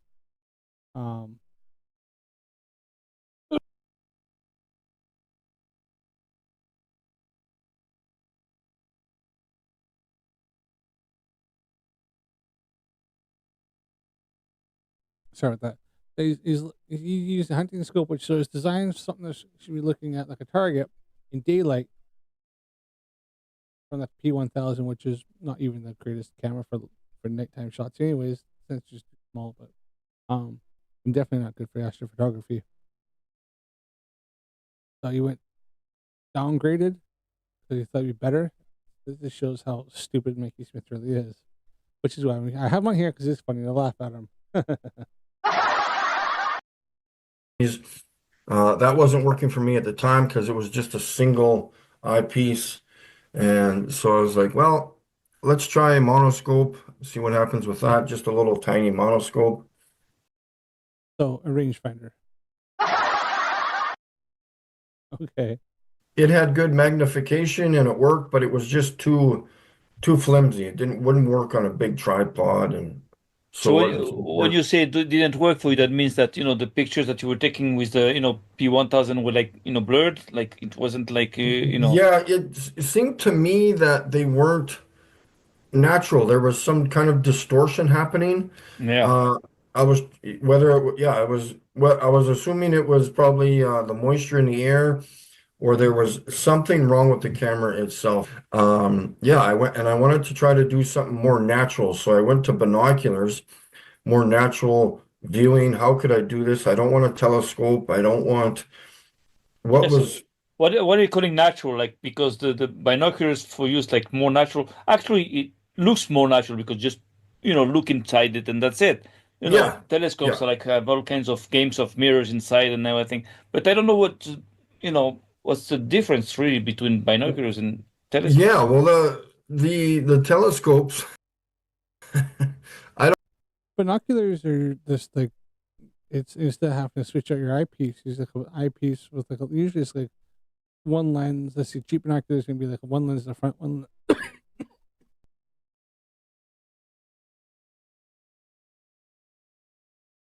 Start that. Still fighting this thing off. Getting better. The binoculars is like the cheap ones would be like small lens, a bigger lens in the front, smaller lens in the eyepiece. That's it. Some have a few different lenses, depending on how they want to change the optics and for magnification or for clarity. But yeah, it's no different in telescope. I could pretty much take my telescope, take out my the 90-degree prism, and put my eyepiece straight in it, and it'd just be like a binoculars, but obviously a lot better and looking the exact same way. I don't know. I went to an observatory. I was not happy with what I saw. He wasn't happy because it disproved everything that he was trying to say. It showed him probably pinpoint in focus stars, and he didn't like that. He wanted something that looked like his preconceived notion of it being them being in water and stuff like that. When I was looking through the big telescope they had, it seemed to me like the star was pushed further away, or it didn't move at all, because when you have a massive telescope, 6 or 7 times larger than my binoculars, you would think the star would be right in front of you, or the stars, but they're not. They're just there. Just like they're creating an illusion, you're saying. Yeah. They're creating a song. No, it's because he's what he's doing is that he's not focusing them. So he's when you look through like something that's out of focus, the stars you can make them look really, really big, and then when you go into focus, it'll actually go smaller and smaller and smaller until it's focused to the pinpoint that it actually is. So Mikey didn't understand this. That when he looks at his binoculars, he's probably got the focus out, but he thinks it looks right because his preconceived notion that the Earth is flat and this dome above it, he thinks it should look like it's water. So he's probably putting the focus on his binoculars until it looks right to him. But the observatory is going to focus it to what the star actually looks like, which is, it's depending on which ones you're looking at, it's going to look very small. It's going to look like just a small point, a bit bigger, in a bigger one like that. And then obviously, if you're watching on the screen on a computer, you may have had that scaled down a bit on the computer so that you can see it better. And obviously, you can zoom in. I do the same thing on my computer. I wish I can make that image look bigger on my computer. I can make it look massive, or I can make it look very small. Some kind of an illusion, because we in the flat earth community, we know that the Earth is flat, is not a globe. We know that there is a dome on the Earth. We also know that the stars are all, not billions of light years away, but they're close to us. This is Yeah. what we understand, what we know. Now, Yeah. No, it's what they believe, but they can't prove. the thing is that, of course, if we think about it, these people with like extra large, telescopes, going like, billions of years away and seeing stars, they only bring us the same shapes of the stars that we can see with, regular telescopes, like small telescopes. That means that what they're saying is that, these stars that they're showing us are like very far away, but the shape don't change. They never give us like Yeah. any high resolution of the stars. Yeah. Never.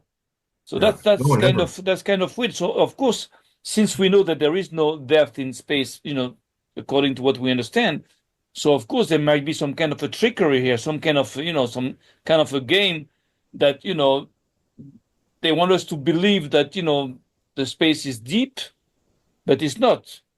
And actually, what they do, looks like it, because they never Yeah. can zoom on the close stars, the ones that, they admit are close. They never do that. So, They always do that. I mean, I've done it. Amateur astronomers, astrophotographers do this all the time. He probably would call it, look up in the sky, he'd probably call it, say, Jupiter, star.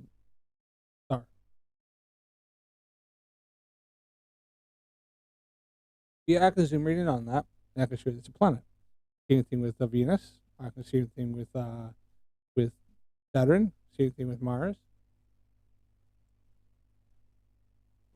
Same thing with Uranus. I've done all these look like stars. When you zoom in, you can see that they're actually planets. so that's interesting that you had the impression that it pushes the stars away. It Yeah. might make sense. I don't understand how it works, but it makes sense to me. It Yeah. sounds kosher.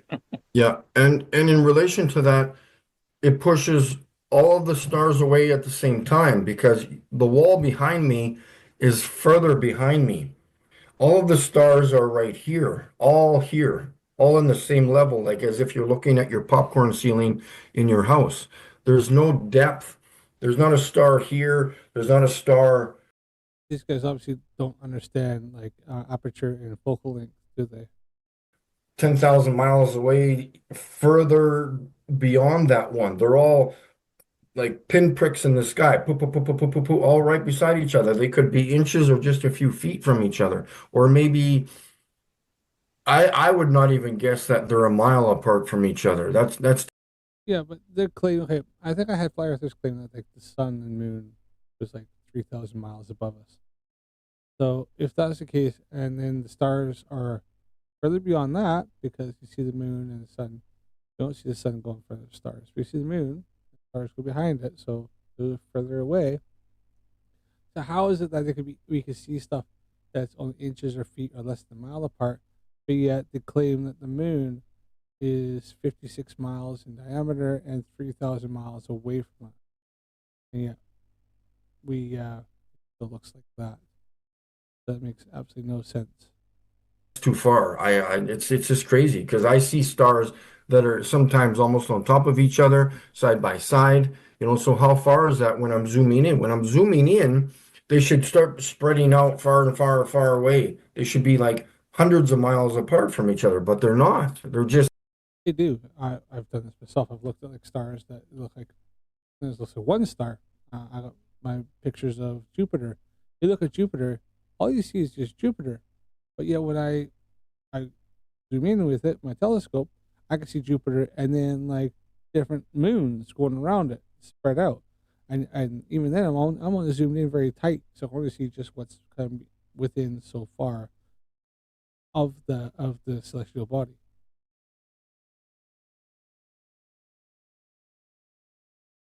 Like some of the star clusters, I can see some of the Pleiades and stuff, but they're only the ones. They're only very.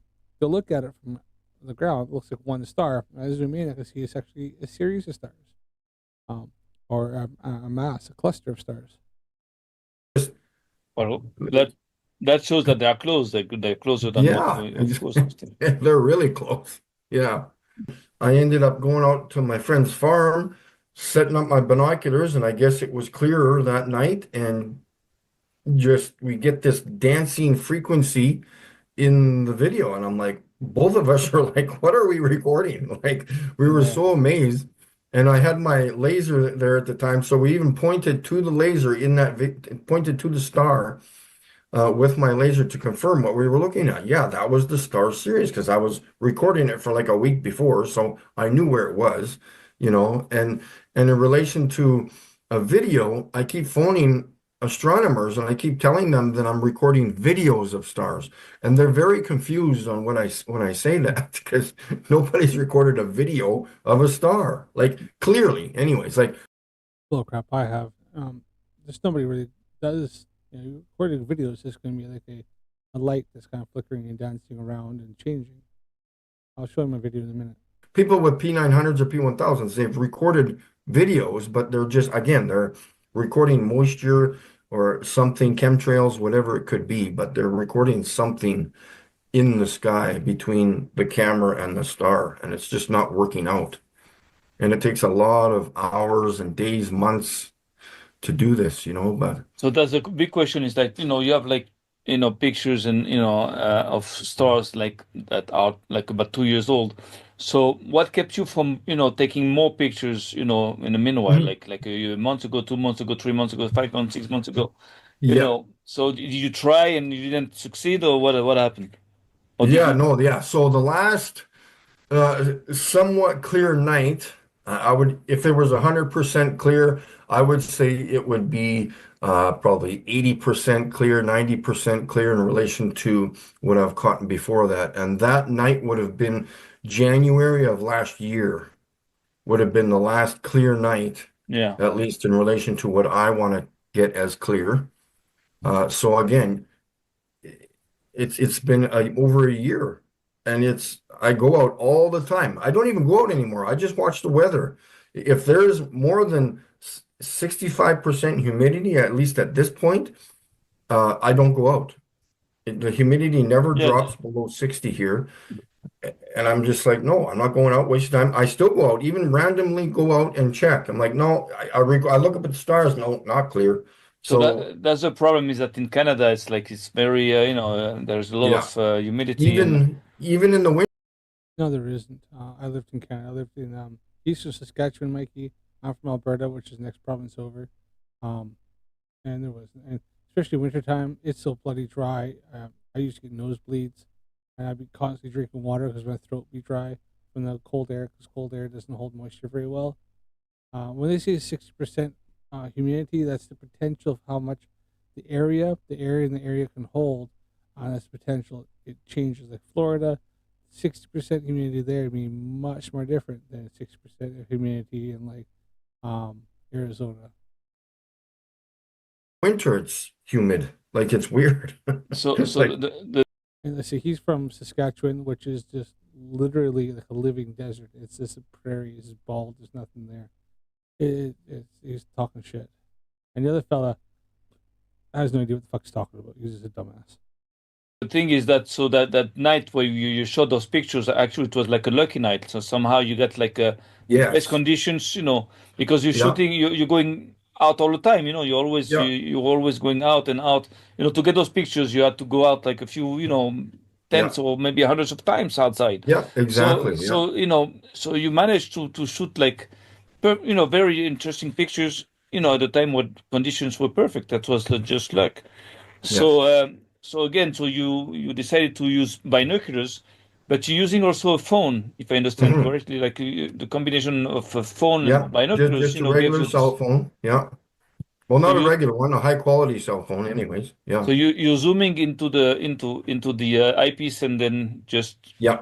Yeah, exactly. And again, whatever my camera is going to record is whatever the binoculars are going to show. So now there's no distortion, no reflection or angles. Whatever's coming through the eyepiece or through the lenses of those binoculars, the camera's going to record. So That's exactly how a telescope works too, Mikey. I've got nothing to manipulate. It's going to be the same thing as what I'm looking through the other eyepiece. You know, if I could zoom in with my eyes, I'm going to see the exact same thing that the binoculars are going to record. So, or the cell. And a telescope. Telescope's just a better optics than these binoculars. I said my refractor has a lens at the front, right, and a lens for the back. This has to do with to help correction and magnification, and then it has my eyepiece I'm using, depending on which one I have. And there's a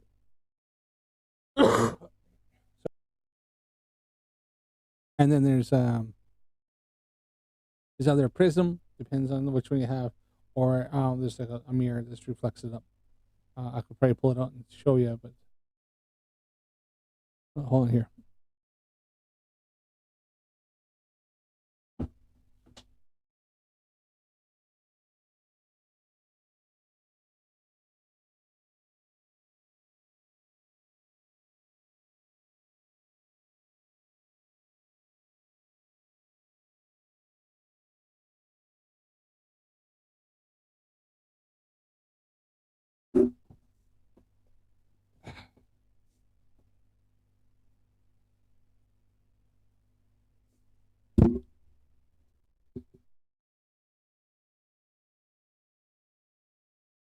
Sorry about that. So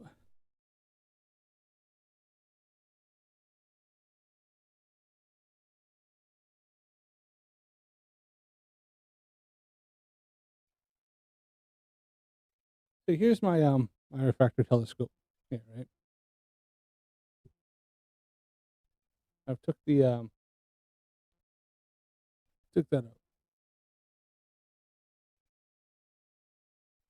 Look straight down there.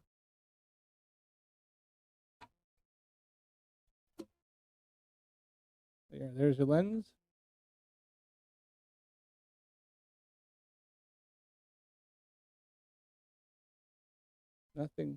Nothing's manipulating it anywhere there, right?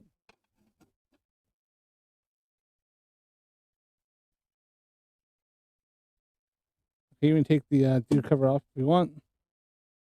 Okay, nice. Nothing strange or unusual there.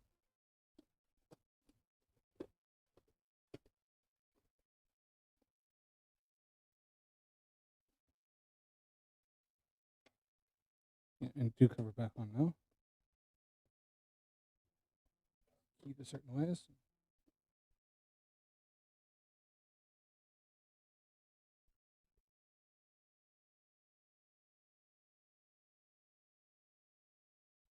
Let's leave that off for now. But and this is what Mikey's saying, that his is different, right?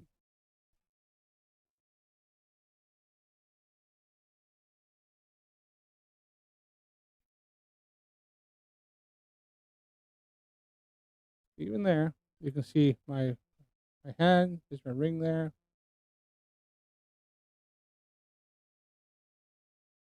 There's nothing strange, unusual there. So there's my hand. You can see it reflecting inside there, right?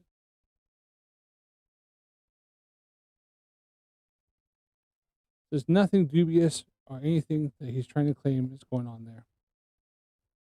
This shows what's going through that. All it does is it changes the angle as the light goes in here. It changes and goes 45 and comes up there. So goes in here, changes and goes up there. Exact same image. And I think a lot of times this will change it where it'll be corrected the right way. Just talking shit.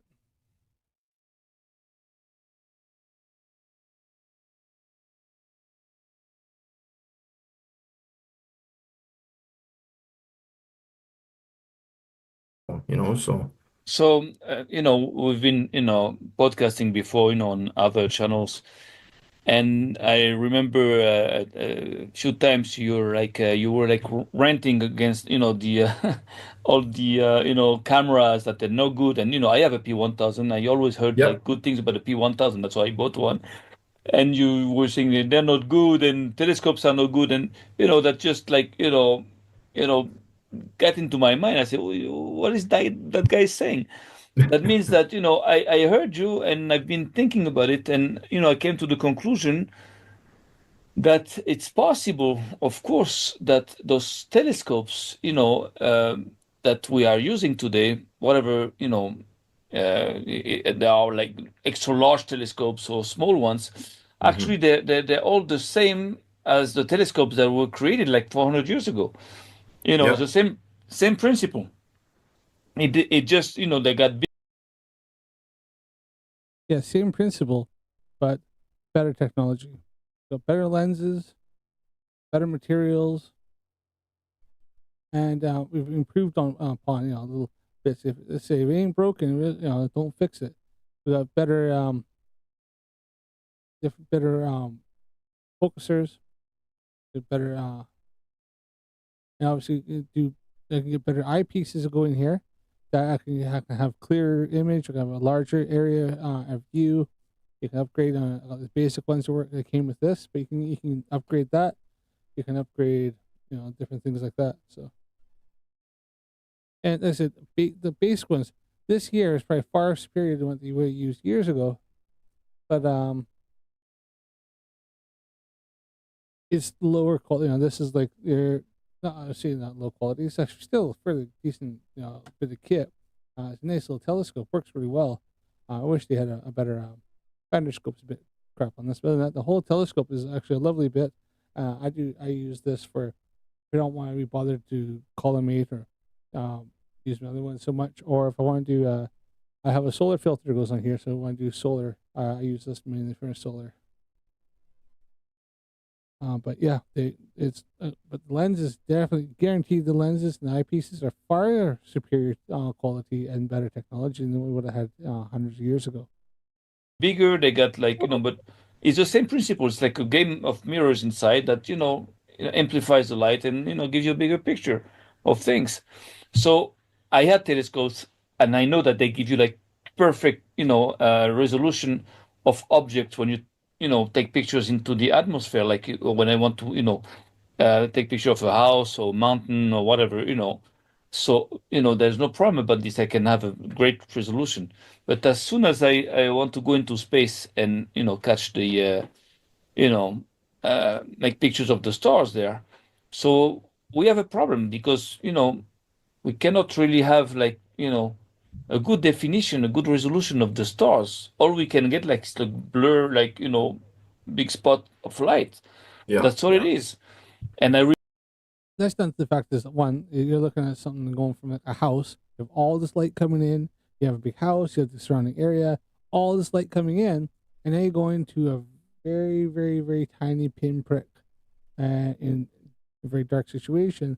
You're trying to focus on this one little tiny point of light. That'd be the 1 arc second worth of like of a point that you're trying to focus on, and now your focus that you think you're so perfect that when you look at a house, now you have to be so much more accurate with that focus. And then you're also looking through a lot more atmosphere, because now you're looking at something because vacuum space isn't going to change the light so much, obviously just distance, but going through all the atmosphere, let's say 60 miles of atmosphere.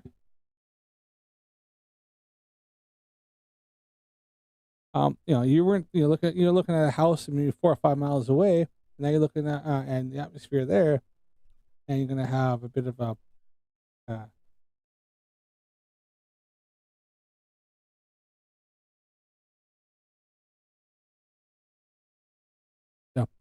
you're gonna have a you'll have some atmospheric disturbances over there with that. But now if you're looking at something that's like 60 miles worth of atmosphere, different layers, different temperature layers, different mediums, stuff like that. Now, yeah, you're gonna have a pinpoint, very very tiny pinpoint point of light is going to be affected so much more by all the atmospheric disturbances. refuse to believe that this is the shape of the of the stars. Yeah. The thing is that we know, again, like I just said before, we know the the shape of a house. We know what a house looks like, a boat looks like. So of course, if I look at it in my telescope and I see it blurred, I see the picture is blurred, I know that it's blurred because it shouldn't be looking like this, because I know what it should look like. But a star, I don't know what it looks like. You understand? So I believe that it's possible. There is a possibility that we've been fooled for like 400 years with those instruments of, for observing the stars, that Yeah. actually they're not good for, observing either the dome or the stars. And today, with the pictures that you took, this, actually confirms that idea, that theory, that This fellow thinks that like a pair of cheap binoculars are much better than like a professional, like high grade telescope. As for knowing how stars should look, it's something like this. Okay, this is called, I'm gonna probably mispronounce this, but it's a Bathymet mask. This goes over the end of your telescope, so not this one. This is more my Newtonian. Goes over the end, right? It sounds like this. What it does is it will take that point of light, and it will you get these spikes going off of it, right? At one point, and then you have these refraction spikes. And as you zoom in, as you focus it in, the spikes eventually should have the point of light in the middle, 2 points like this, then points like that, and they should all be pointing exactly the same. You should have one little point in the middle. Then when you take this off, then what that tells you with all those points all pointing at it, that you know that star is like pretty nearly perfectly in focus. You take this off, and then you're left with just this little tiny point of light. So these are something very commonly used, especially if you're doing astrophotography. Make sure that you know that your optics are going to be focused to pinpoint accuracy. Something I don't think either one of these guys even knows about. actually maybe all those instruments are actually like rigged. They were Yeah. built like, rigged right from the start. That's a claim, but no proof has been given. Because it's bullshit. That could be. This is the star Sirius, the second time I caught it, and that was November 29th of last year. Yeah, so that clearly doesn't look like anything we know, Oh, hell no. So- Yeah, that doesn't look like anything on Google, what NASA gives us. Well, you're Any... sure it's not a night bug, right? It's a star, right? Oh, yeah, 100% a star. Yeah. Yeah. Yeah, it's just a badly focused star with like cheap optics. I've confirmed that a few times already, the different stars. Yeah. This is the great. All right, so this is something. Let's see if I can move on. No, oh yeah, let me see something.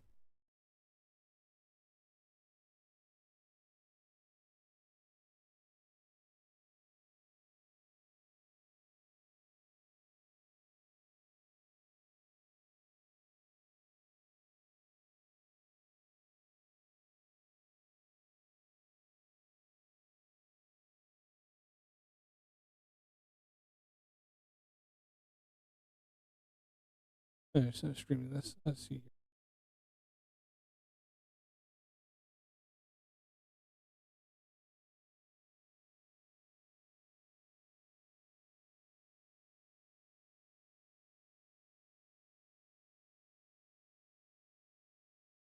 Pretty sure just recently uploaded one. But yeah.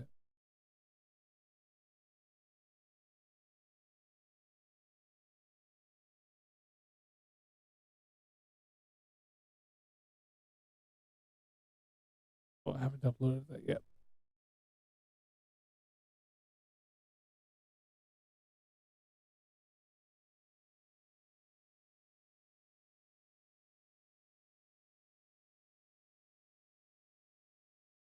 All right, just give us a second here. I'm gonna see if I can bring something up.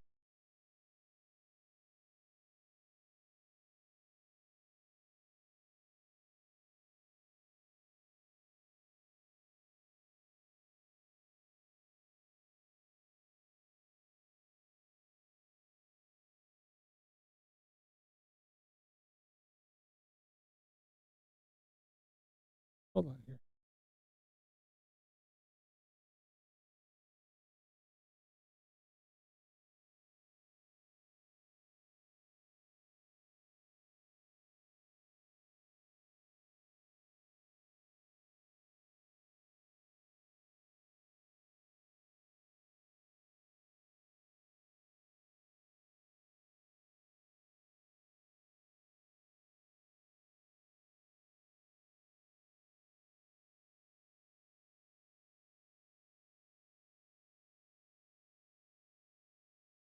All right, hold on here.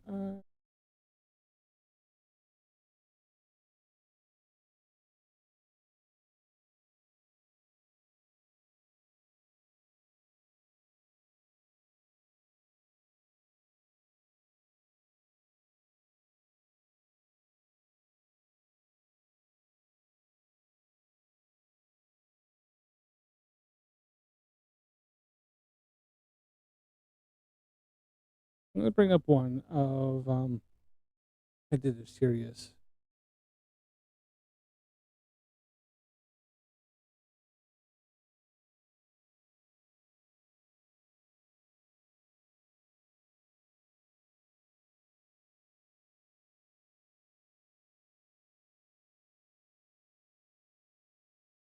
I'll find it here. Just give me a second.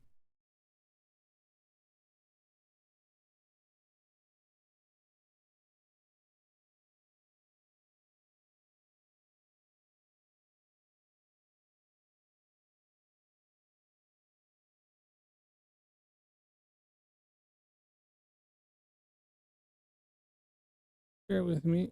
I'm just going to see if I can find it.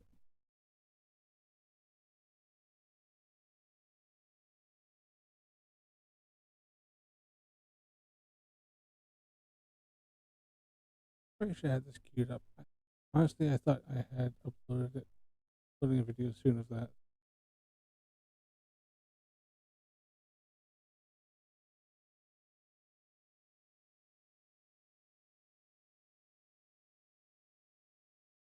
All I want to do here is just want to show what the image of Sirius looks like.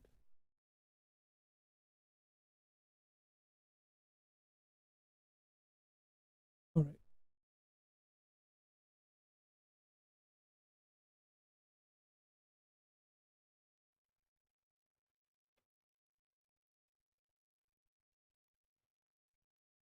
All right, so this is a Sirius I caught with my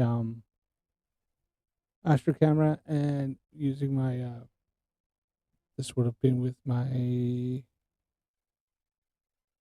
I think this was with my my 130 Astro Master. If not, it's with the with this guy here.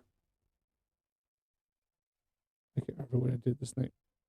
I did do some stuff with the other one. So now this was first out of focus, as you can see there, and that's why it looks like that.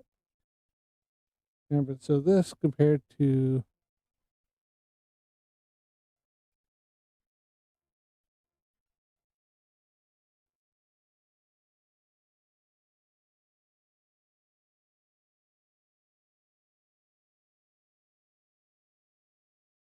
so this is Mikey Smith's.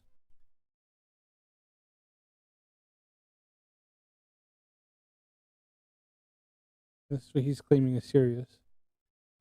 And this is mine, which I know is serious.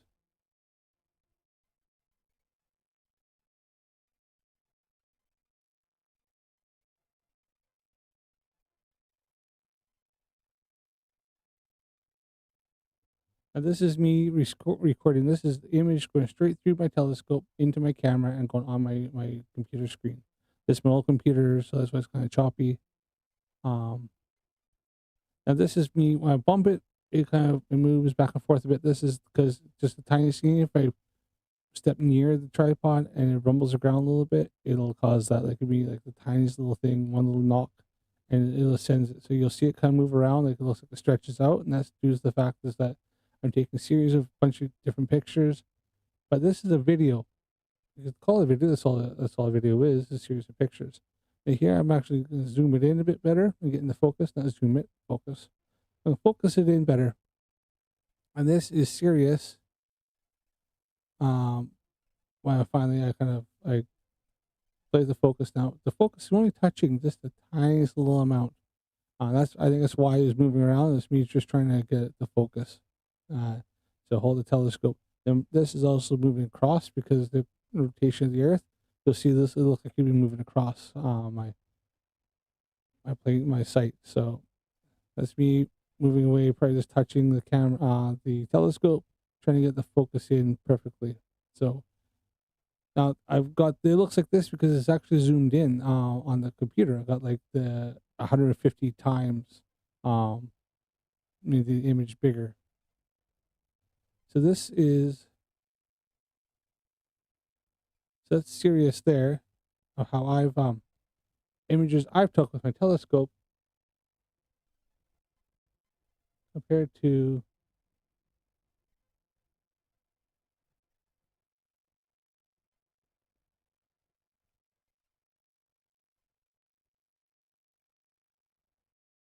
and this is what Mikey Smith thinks it looks like.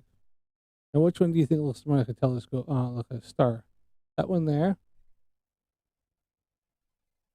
Or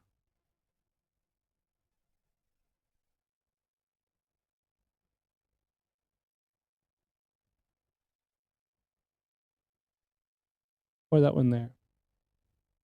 And I said, this is a video I did myself of Sirius. I know it was because I used I have a Astro app, astrophotography app that shows me the night sky, and I knew exactly which one I was looking at.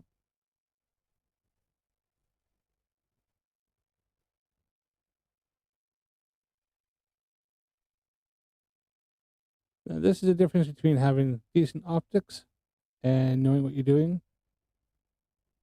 and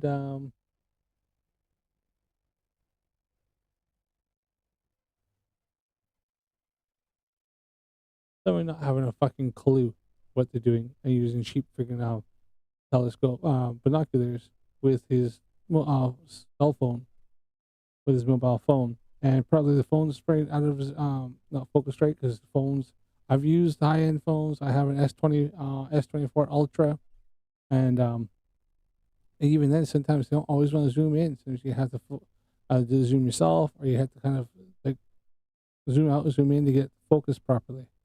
So that's the difference. That's when you're looking at stuff, you need to at least know what you're talking about, which Mikey Smith has no idea what he's talking about.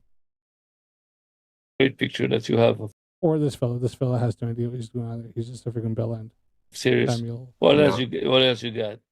Yeah, so there's the star Capella. Okay. Looks the same, so look at Yeah, the same. exactly. Just at a different angle because it was further north, further Yeah. on the curved surface above us. This was more northeast.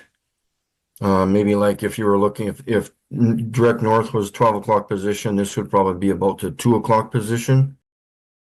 Yeah, so this is definitely his lack of understanding, probably his phone, and probably his binoculars. Just has no idea how to focus it properly. That's definitely out of focus. On the clock, and then the Sirius star that I just showed you, that would have been probably closer to the 4 or 5 o'clock position. So you can kind of tell northeast and then southeast, as it rotates around us. What that is, as you see, is that he's doing a longer. I won't say exposure so much. Probably his exposure is too long. But looks at this, and also very longer shutter times trying to get it to come in, and so that's the star moving across. Because that's further north you go, it's going to get tighter circle because the stars rotate in counterclockwise rotation around Polaris, and as you go further out, obviously the rotation goes further and further and further out, like the rotation, the circle they do. Till we get, and they're gonna go from being like this, it's gonna go bigger and bigger and bigger until eventually it goes at the equator. The stars go on the straight line. You rise to the east, set in the west, right? They go on the straight line, and as you go south, it's gonna go a bigger. It's gonna go rotation, so it's gonna go straight, and then it'll start bending the other way into a clockwise rotation around Sigma Octantis, and then it'll go smaller and smaller and smaller in the circles going in a clockwise rotation around the southern pole stars, southern point, and that's due to the fact that we live on a globe. The flat Earth cannot explain southern star rotations. It just completely falls apart and fails in every way. You know, and this one is not 100% clear, but this is Polaris. Polaris, all right. Yeah. I see how Polaris is not like, it isn't like all stretched like that, and that's because Polaris, well, it does move a tiny bit in the night, like it's very small, probably over his shutter speed and his exposure time is pardon me, it's not going to move very much. So that's why you're getting a bit more where he's still out of focus and like that, but it doesn't have that stretch because its star isn't moving. It's not moving around. It hasn't gone counterclockwise, because everything rotates around this point for now. So And you they can have see the same kind of shape like this. Like, yeah, kind of, but this like energy, a ring. this energy seems to be more of a like if electricity was flowing through water, that's what it looks like to me. Like it's continuous motion almost, but I'm gonna be able to get a lot more clear video of that once I get south of here soon. This is the star Sirius, obvious for the first Yeah, it's 5 a or 6 Betelgeuse. nights that I was recording the star Sirius. Okay, so this is on a somewhat clear night when there's no clouds. So this is what the P1000 and P900 are going to be recording. So again, this is not a very defined star at this point. So we can analyze here the potential scam, because if that was taken with a P1000, right? yeah. Okay, so you can see actually what does it do? What does it do is like it amplifies the strongest light. Yeah, That means that you cannot see the angles, you cannot see the shape because you have that big light there, like hiding everything. Beltages. See, but a P1000 is using a digital optical light sensor, optical sensor, the same as in his phone. It's just that probably the shutter exposure time is shorter. Yeah, Beetle. It was still out of focus though, because the P1000 you have to have it manual focus, and even then you have to have a very subtle touch and know what you're doing with it. Juice, yeah, that's Beetlejuice, yeah, it's called that Beetlejuice. In French we call that Beltageuse, but it's wow, it's the same shape. So that means there is a. And then again, it was more of a, see the top here, it's not really a frequency like jumping up and down like the other one. It's more of a, if like flowing, like if you're running water out of your tap, out of your kitchen, that kind of a flowing, I understand. Yeah. Like that the hole inside there, I don't know what it is also. It's like, yeah, exactly. I don't know. It's so yeah, I'm gonna hopefully confirm again. I think there's less than 10 kind of stars up there. There could be even less than that. This is again, see, this is what, this is probably like when the sky is maybe 60-70% clear, so you can kind of get something out of this, but again, there's still moisture in the air, You can see obviously there's always a wedge or a frequency, whatever Let's get down to his optics.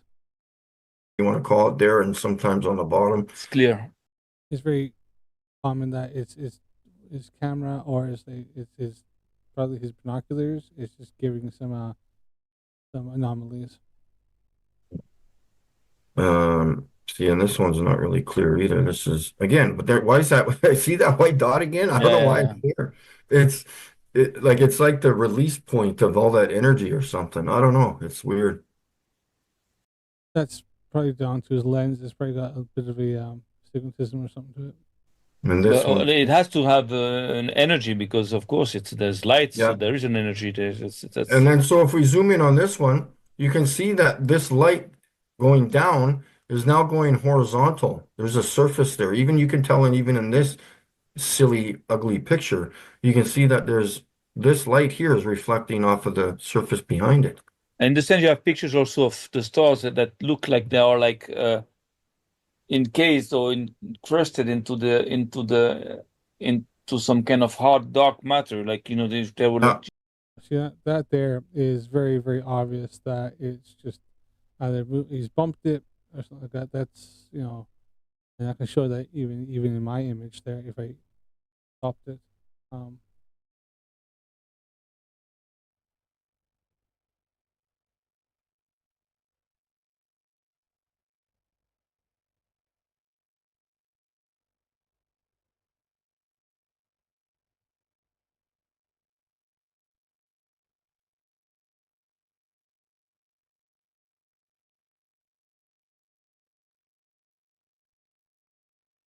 it has there, look, same sort of thing, right?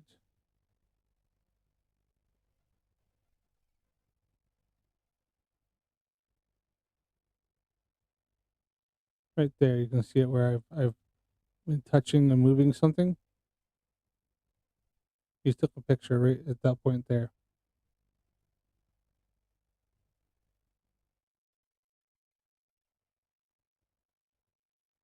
So yeah, that's all that was.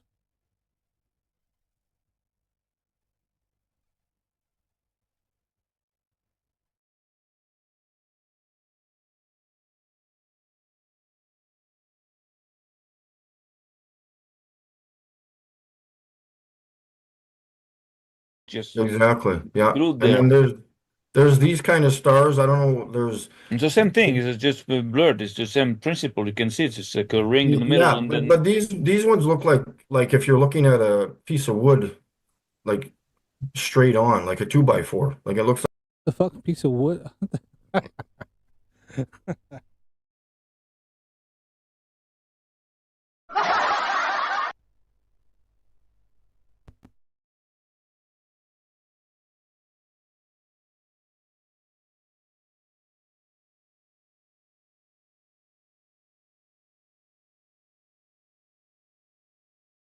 That's funny. That freaking piece of wood.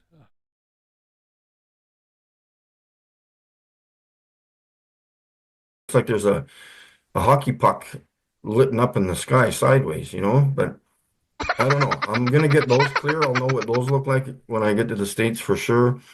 This is I don't think this is Polaris. It might be Polaris, but some of the stars look the same. But I was just pointing towards, again, the light is reflecting off the surface above it. So these bad boys. yeah, you can see that.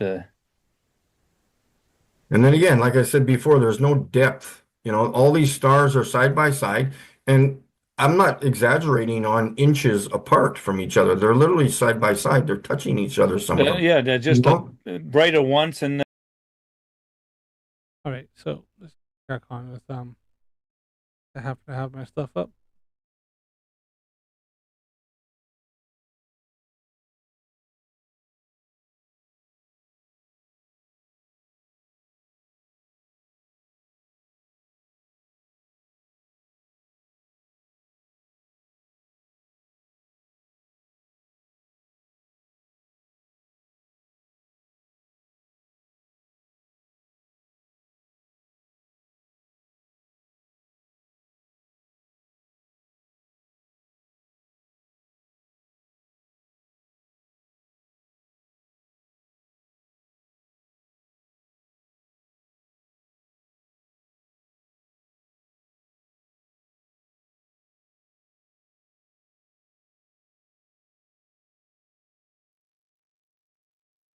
See, here's one. I did Vega.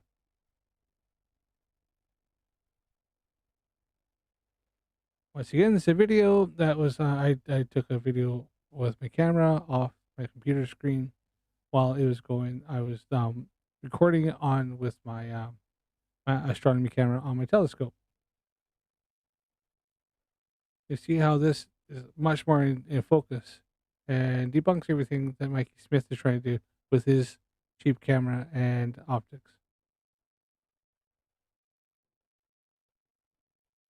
I was jumping like that because my computer was it was an old like Windows 7 computer. I can see even where here with the screen is actually starting to lose pixels. They're dropping out. That's why it looks like that. And that's so it's dropping frames. This is doing that.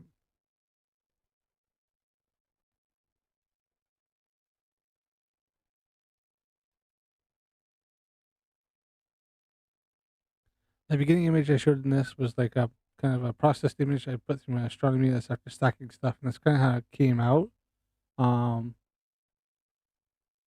But as you can see, the star is like it's flickering, it's moving around because it's all the atmospheric disturbance and stuff. It's going to change it. That's why the higher altitude you get, you'll get better star observations. That's why um, a lot of observatories are at the top of hills and away from light pollution from cities and stuff, and then they can get much more better views. So this is Vega, different points. Like I said, stopped. I think this is stacked images.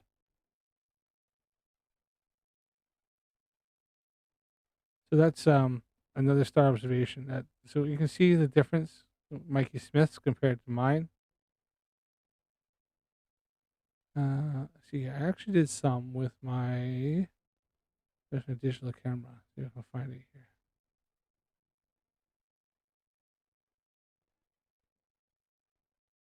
Let's see, where did I put them?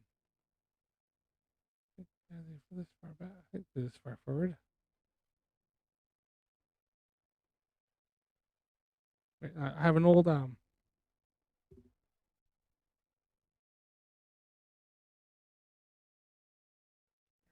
So this is an old Sony A380. Now this here, the sensor in this is bigger than the P1000. This is the P1000 there.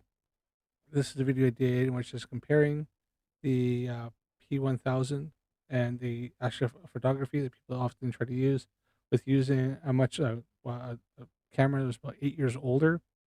And here's the difference in the Sony. Oh, that was the stock lens that comes with them. The Sony. This is the Nikon P1000. A lot of flat earthers claim that they've stopped making the P1000 because of something NASA. Funny thing is, Nikon's come out with the P1100. So they're discontinuing the P1000 because coming out with a newer model, the P1100, which is it's just the same optic, same sensor, same lens, different slightly upgraded software in it.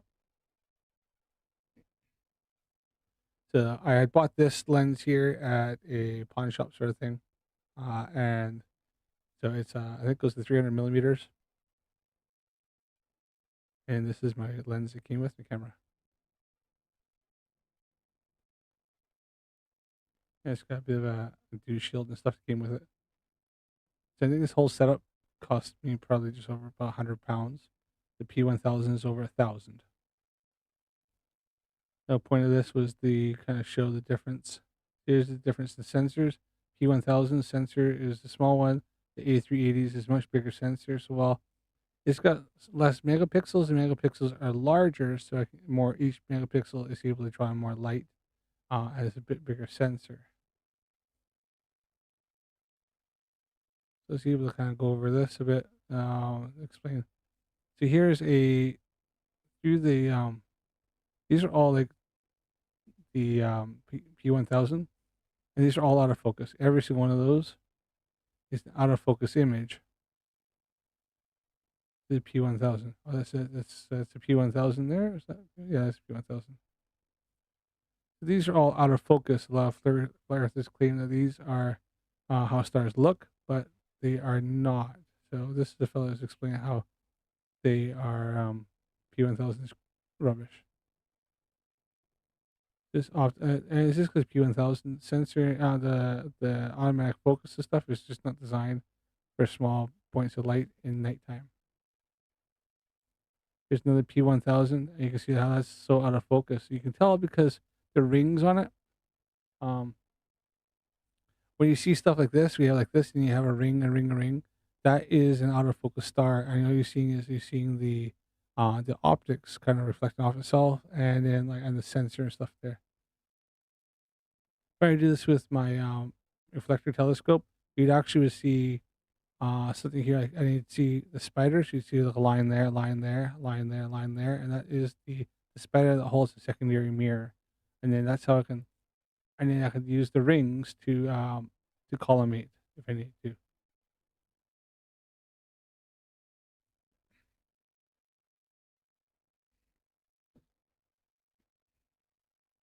But you purposely put it out of focus to collimate it, to use that, 'cause you can make the star bigger, and then you put it back into focus. Here's an out of focus star P1000. He focuses in a bit, and then goes back out, and you see it's focusing out. This is going beyond, and then coming back in, and then focusing back out. You can see the difference. Mikey was seeing this for something like this. He didn't know how to focus his camera, his optics properly on a tripod. So you're seeing that and thinking this is what he's getting with his videos, even with his mobile phone, the cell phone, and and his binoculars. And he's getting stuff like that, and thinks that that's correct, because he has no idea what he's doing.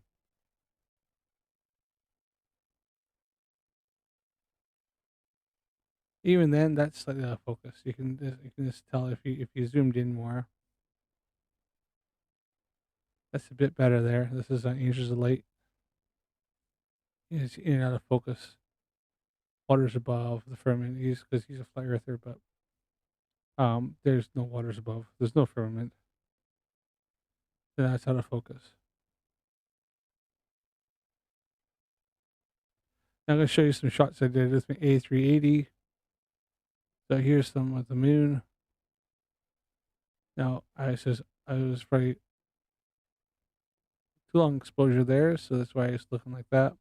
I'll bring it down a bit more. And even since then, I've gotten better with this camera. I get much better shots now. It's learning.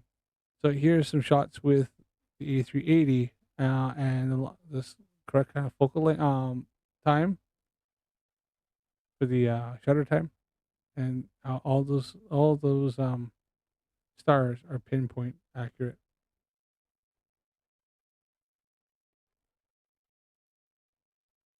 Now this is shots. I mean, that's what I did now. This is shots with my this is my Astromaster 130, and this is what you can get with that. Here's the moon, and here's what will look like a star, but it's actually Jupiter and Saturn. And just Saturn, but further away. It's not zoomed in as much. So it's a bit of you can see where, if you have a bit of knowledge and know what you're doing, you're gonna have a difference in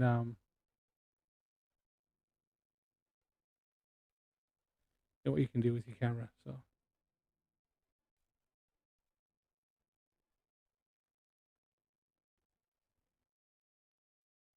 here's some images of I did with my with that camera.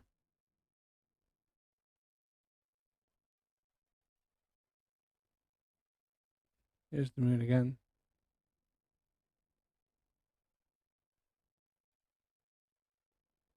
These are shots with just an eBay DLSR, and a little bit of patience and holding it steady, and some of the images you can get. That's not so good there. A bit out of focus there. That's the one's a bit better, obviously.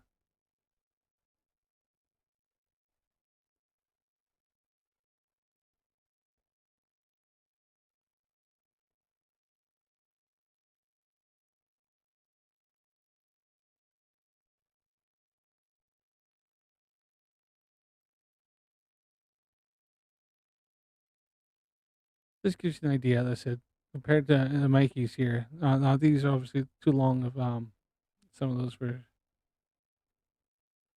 my shutter time is too long, which is that's where you're getting the movement here. Or just I shook my camera a little bit. You see there, you can see how that's elongated there, and that's just due to the fact of either shutter time is a bit long, so the movement of the rotation of the Earth with the stars, they started moving away there. If I kept it open long enough, you start seeing them rotating around Polaris.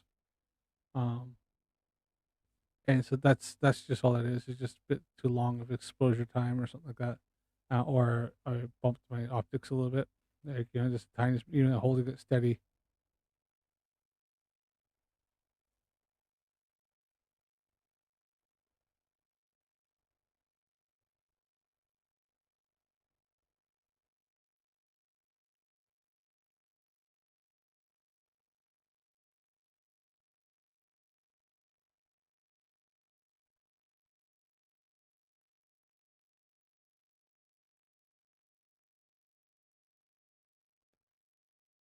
had some that I had done with my other camera. I just don't know if I put it up on here or not.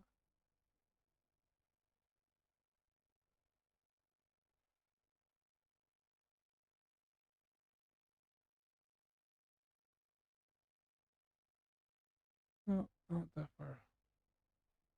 Right, so we'll go back to Mikey Smith's here. So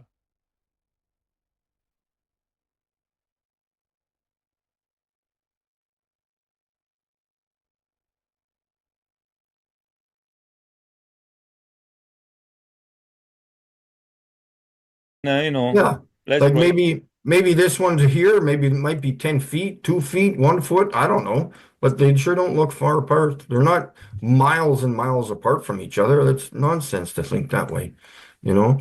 And again, it looks like the surface of the moon because there's these somewhat crater-looking shapes with crescent moon. you can clearly see that it's just like really out of focus, and he's done too long shutter speed or something on there.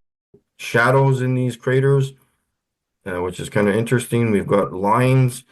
Maybe he thinks it's because he's done long exposure time or like shutter speed long, that he thinks he's got to be able to get more out of his from his like phone or something like that. Like he's done, but all he's done is just you can see how this is just the lights like just peeling off here, or he's bumped it. Like it's just a really, really, really poor quality image. Like traces of activity. Yeah, exactly. Yeah, it's quite insane actually. Wow. And just grab another one here. And this one's not really that clear. This looks like kind of fuzzy stars, but you can still see the surface here. Yeah, we see that it's like, like Yeah, glued onto something, like, yeah, exactly. it's Yeah. solid matter between them. It's not space in between them. Oh, sure. Yeah.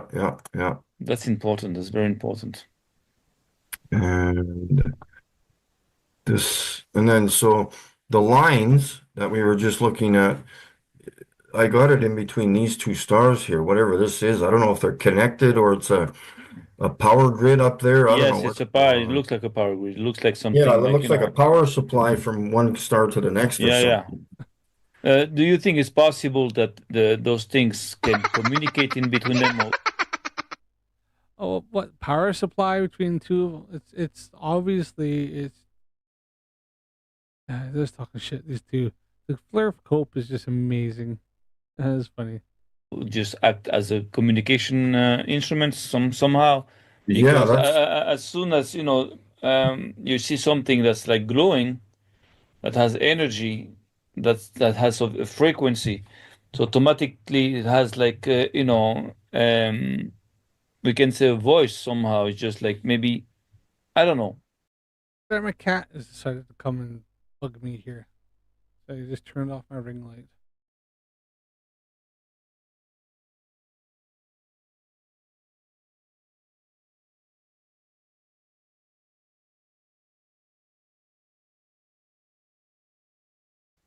yeah. As the old joke goes, if the Earth is flat, cats will push everything off the edge by now. Communicating. I don't mean that those might be intelligent, things, but just like in electronic device, things communicate in between them. Oh, sure. Yeah, when I don't know what it's called in a circuit board, but when you're soldering two points together and you got that aluminum piece or whatever the piece is, that one Yeah, strip goes from solder to solder, yeah. you know, it's really interesting. Talking a connection. Yeah. Exactly. It reminds me this. So That's the same picture. we're very far away from what the extra large telescopes in Yeah. Oh, is this the one where? telling us. Yeah, so when we zoom into this one really it kind of boggles my mind. I don't know why there's a square, and it looks kind of like Yeah. it looks like it repeats, like if it's kind of like you're drawing a four-dimensional ball. Oh, hey. Hold on a second.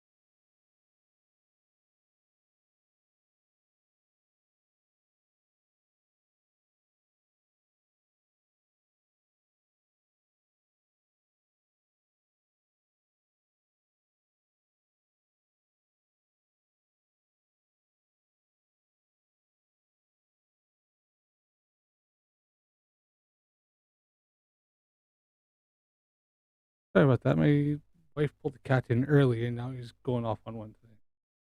Box, you know, like on a piece of paper, but Look, what you're catching, maybe it's like energies, like maybe it's like some type of, Mhm.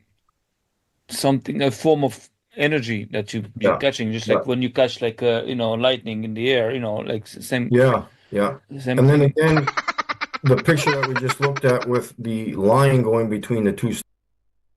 Fucking hell, the talking shit, like the freaking word salad out of these two is just amazing. Fuck, and talking bollocks, both of them. Stars. I don't know if it's these lines here or because some of them have like back down here. We've got looks like a That's just a poor quality shot with like looks like his optics are fogged up a little bit to be honest. Uh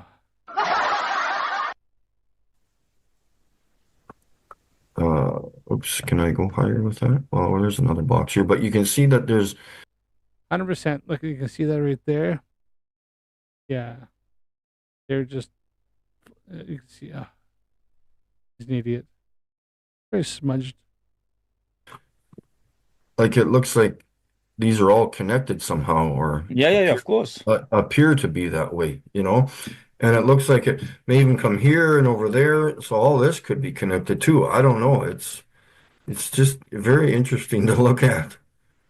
Well, the most important thing for me now is that to see that those things are not into open space. They are Yeah. into some kind of a solid matter, black matter, whatever it is.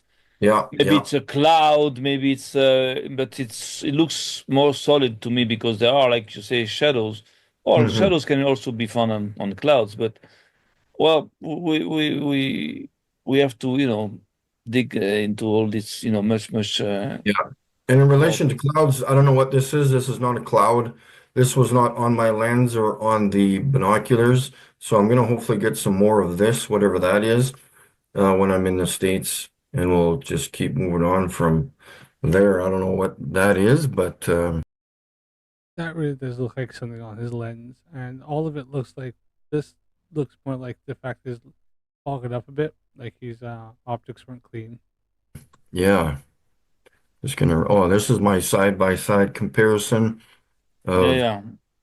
the surface above us and the surface of the moon, which basically looks the same, just one's darker than the next.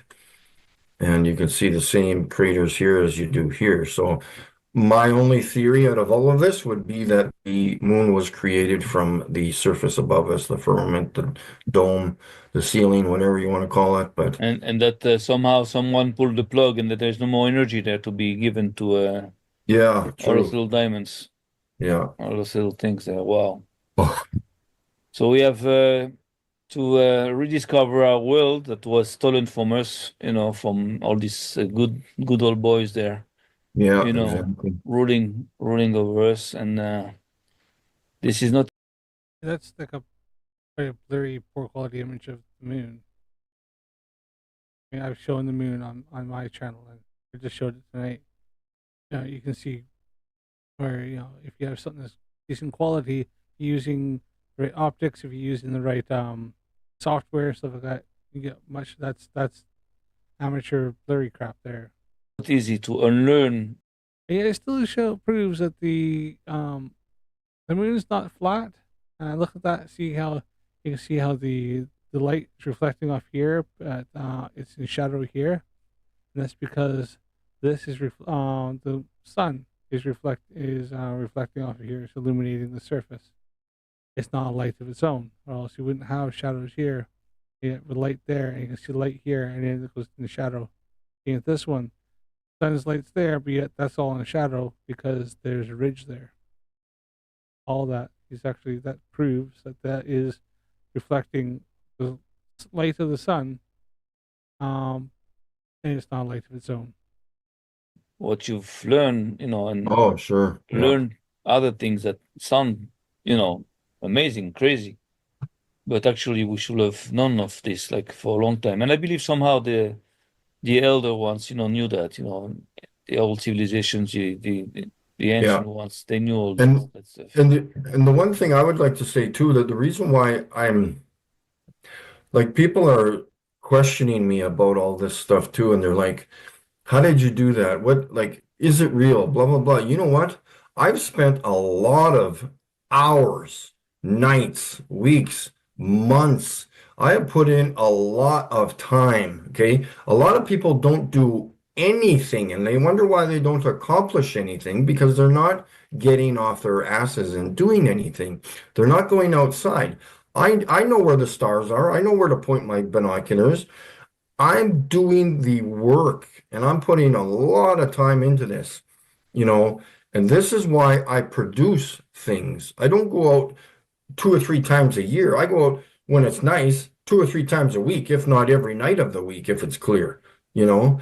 It's Well, it's it's it's a not. job. It's a job for me. I'm It's, paying attention to the weather, the everything. And I believe it's more it than a job; it's a passion for you also, and that also yes. makes a difference because if you Yeah, put exactly. your heart into what you do, and if you love what you do, usually Hmm. you have much more chance to succeed in what you Yeah, do. exactly. Yeah. That's true with everything. That's the Star It's Series, yeah. like glowing, like And yeah, but you can see it going down on a curve, you know? Yeah, because the Star Sirius, from our vantage point, looking up, looking towards in the northern hemisphere, it it rotates counterclockwise around the central point, being the pole star, and right now being Polaris. But it's only because that's the rotation of the Earth. It's when it's moving, it's going down and curving. wait a second, that's not your camera doing this. It's not you like your. This blue is my laser, that's my laser, but the no, no, the star is moving as if it's on a surface going down on a curve. You see that?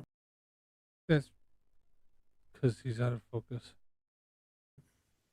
Well, that's interesting because then it doesn't. Yeah, It this is goes better. along with the idea that they are like fixed, they're like, glued Yeah, into a well, yeah, position. this 100% proves there's a dome. You can tell by watching the star, you know? So they're sliding down that stuff. That maybe the traces then that you see those like those paths there, those that maybe like just like simply traces of those stars that did slide somehow. Wow, that's interesting. Yeah. That's a good point. We have to And say. then if like if I was out there, 2 hours before, do you see my cursor? Yeah, yeah, I see it. Yeah. So this would have been eventually over here and probably straight up and down. You know what I'm saying? Because Whoa. it's more straight in front of me. So that as it moves further west, going along the curve of the surface above us, it would dip down. Just like as if you're underneath a tent. You know what I'm saying? Yeah, A yeah, dome, yeah, yeah. you know? Well, actually, again, according to our books, the stars are like, into the dome somehow. They're the ones that are like, going around, Yeah, exactly. So Yeah. actually, it kind of I like to see Mikey Smith and this other fella, the Samuel Bakia, Kia, explain the southern star rotations.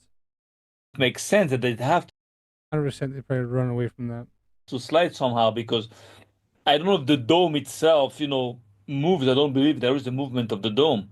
Yeah, So, sure. so actually, the stars themselves are sliding into the dome. So that makes sense. All this it makes sense. It's like it's great. It's great. Yeah, and then I'll go frame by frame here so you can. They don't teach you that in university, that's for sure. No, that is for No, because it's wrong and bullshit. sure. Yeah. They don't have that. Well, they don't teach you anything. They don't They teach you don't have anything. that in the program this year. I don't think Well, when you're too dumb to understand it, I suppose not going to teach you anything because you're just, both of these guys are too stupid to comprehend the information. so. Yeah, no, the stars aren't in the program. So yeah, these are Celestron. Let's see So if I that's can. 20 by 80, yeah. Yeah, yeah. Oh yeah. Slash around 20 by 80. I didn't actually see what you had there, so let's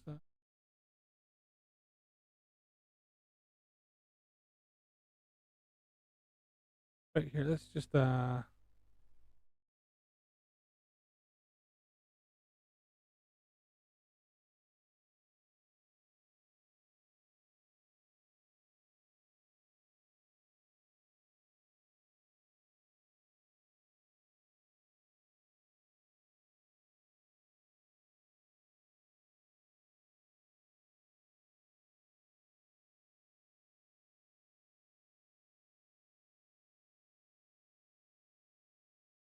twenty.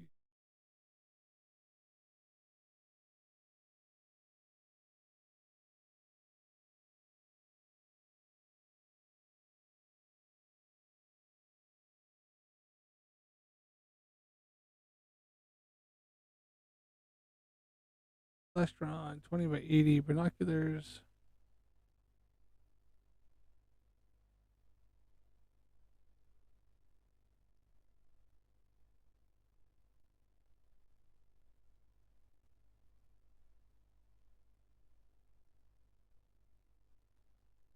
Let's look it up here. I'll find them. I'll switch over here in a second.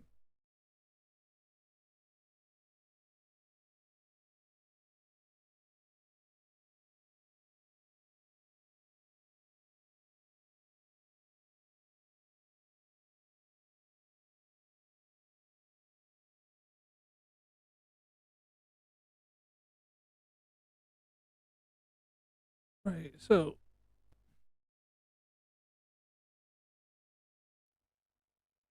just gonna check out what he's using there. So these are the Celestron 20 by 80 binoculars he's using.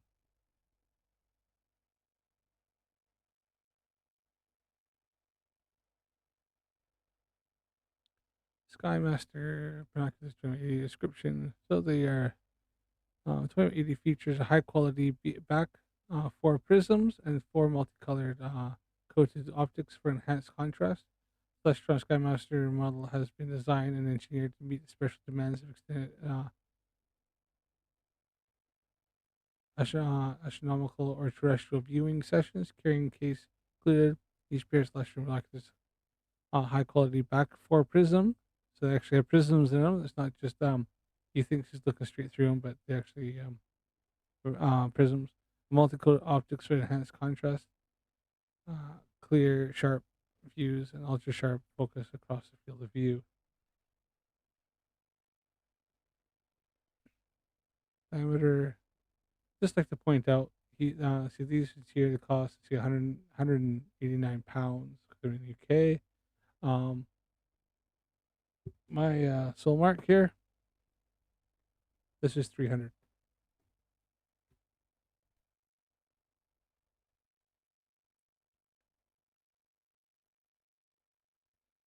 80 millimeters diameter of exit pupil, 80 millimeters. This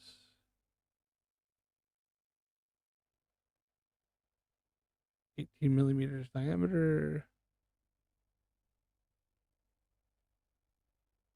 Magnification factor is 20 times. That's why I switched 20 times. Okay. Distance here is 175 times. If I use the highest, my strongest focal, my strongest eyepiece. My Celestron Astromaster is 307 times magnification factor. So I can see a little bit more detail and we're closer.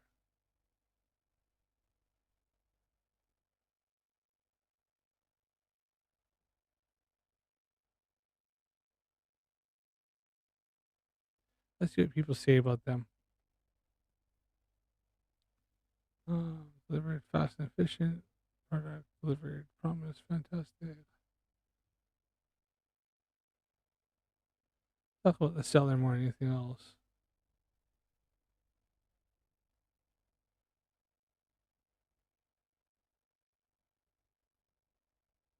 So they're not the greatest really. They're like what 20 times magnification.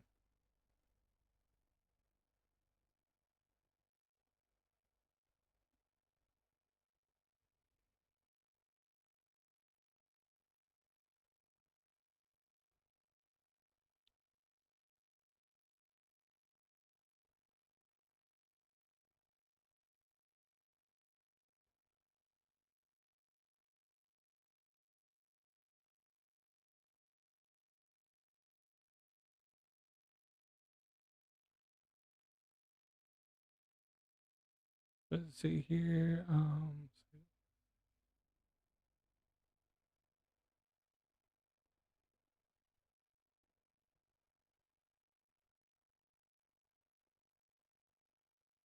In this case, the Skymaster 80 by 20 binoculars review. I'll give you a quick summary of the basic specs, and then I'll share what you can expect when you actually use binoculars out in the field. How did they perform compared to the other binoculars? What are the pros and cons? Telescope guide.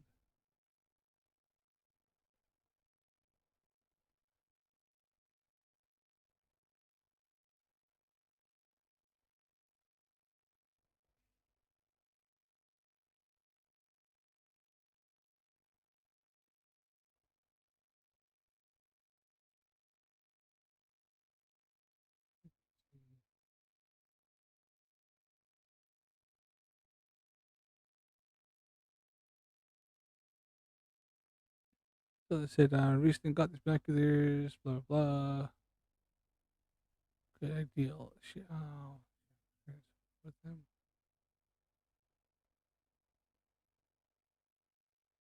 Skipping over real quick here. These binoculars, plus down the road. 20 by 80 optics, 80 millimeter objective lens with 20 times magnification. This generous combination of lens size and magnification gives these binoculars excellent light gathering ability, especially at low light conditions. You'll be able to see more detail with these binoculars compared to 15 times 70. Tripod adapter comes pre-attached. All binoculars need prisms to give you an image that's right side up. Skymaster binoculars use a Poro prism design, which is generally preferred for astronomy versus roof prism. The prism's back four glass provides the best quality versus BK7. It results in crisp images that even when you're using binoculars during dim conditions like dawn or dusk. Water resistant armored body, including accessories. 20 times magnification. Yes, Celestron is a solid reputation among astronomy aficionados for their affordable products, product warranties, customer service. The Skymaster series is very popular, and this particular model is one of the most affordable for its size. Clearly positioned people who want value for money.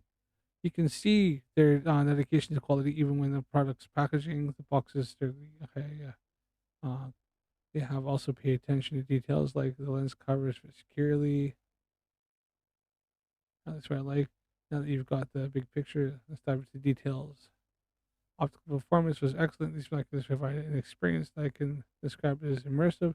It was literally like looking through two 80 millimeter short tube refractor telescopes simultaneously. Both giving both eyes a wide field of view.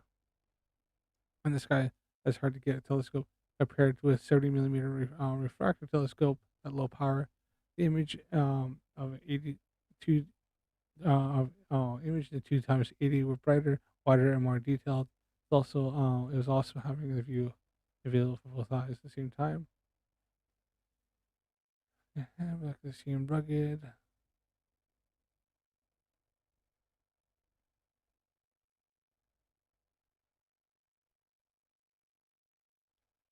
Doctor. Okay. And warranty.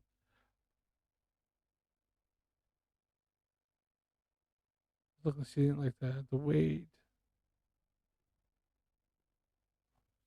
Protection.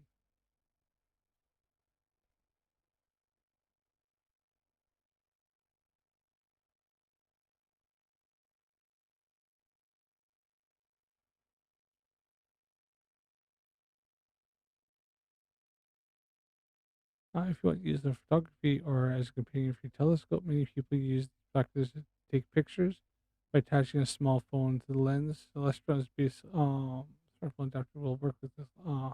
Many amateur astronomers like to collect and use several tools, and proper binoculars are handy to have alongside your telescope.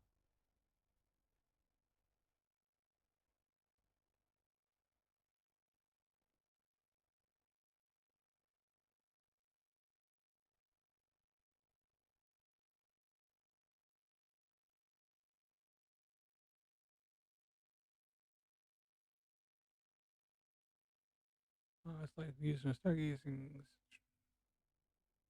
It's good for like stargazing, but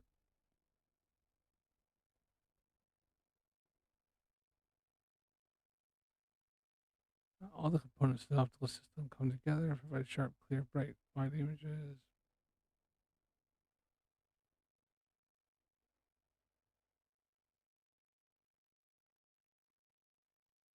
It looks like these actually might be okay for like beginner for looking now. Obviously, the magnification isn't very good.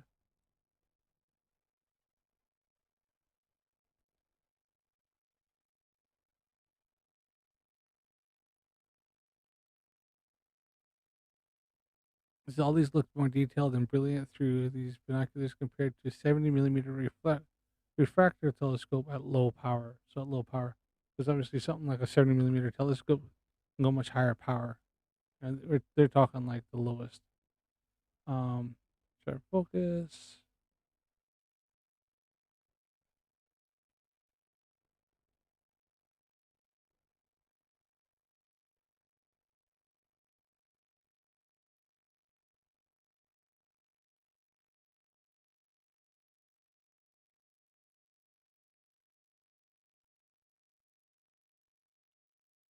All right, so I may be wrong. They're not like the super cheap binoculars. I didn't see what kind they were before, so I don't know if he's caught them off eBay or something like that. Or so I may be wrong on them being cheaper now. Photography. See if I can. Oh, come on. What does that?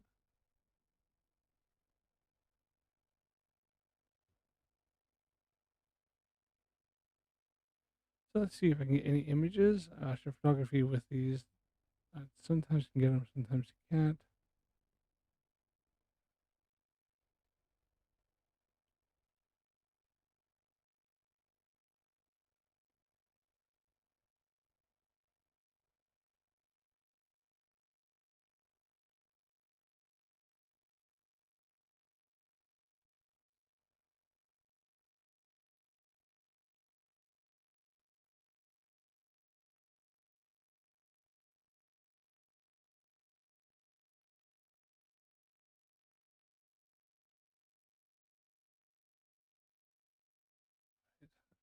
Looks like I'm not. They're not going to show.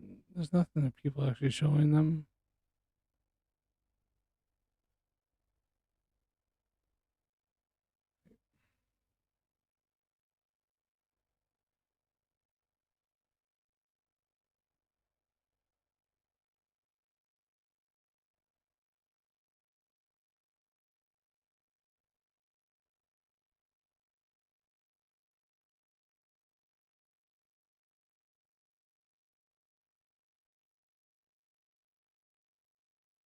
Right. Okay. Well, get off that. But yeah. So it looks like they're okay. Looks like they have decent binoculars, but only a 20 times zoom. Then they're not going to be. You're not going to be getting a lot. Like these obviously. These obviously take a lot too long of exposures to be able to get these and too long shutter speeds. Be getting any kind of decent kind of images.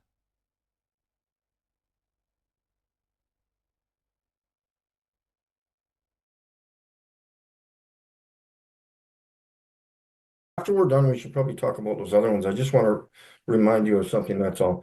Yeah, just they're nice and light, like just very easy to handle. Well, that's And also that's important when you observe the sky. yeah, That's it's light. yeah, You don't have to deal exactly. with like a 50-pound telescope. Yeah, yeah. And yes, Now, actually, the advantage of having a heavy telescope and like a mount and stuff like that is that they're less likely to have any kind of vibration if you have a tiny bit of wind, or let's see if you walk past even like, and the ground's like unstable, like even the vibration of like say if you're on wood or something like that, then if it's heavier, it's not going to move nearly as much. It's not going to be so you're not going to get the shakes. You're going to have those images like going across being all blurry. Like I said, my solar mark is quite light compared to my Astromaster 130, and the tripod for the solar mark is really quite like it's a base level telescopes, entry level. This is still decent, but entry level compared to the Celestron is a bit more of a higher up end. Like the Astromaster series is entry level, but like that's the biggest entry level, and the mount, the EQ mount, and the tripod is like 2-3 times more thicker and robust than than the um than the Solar Mark. It's got multi. And so I don't get near as much vibration and movement in it when I'm looking at trying to look at stuff. Coded. There's nothing fancy, just your basic bigger binoculars. And then I got the massive 25 by 100s here, if I can put them in the screen. That makes a difference, right? In between the Yeah, well, yeah, no, even just going from those 20 magnification to 25 is a huge difference looking at the sky. Oh, yeah. So I'm Yes, it's 5 times magnification. It'll make some difference, but still absolutely nothing compared to what a telescope is. Like I said, entry level telescope, 175 times.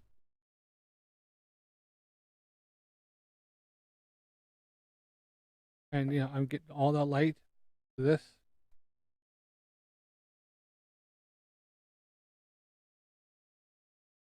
going to try to use these as much as I can. I want to get comfortable with these. It's a little harder to turn my dials because of the weight, yeah. but I can still do it.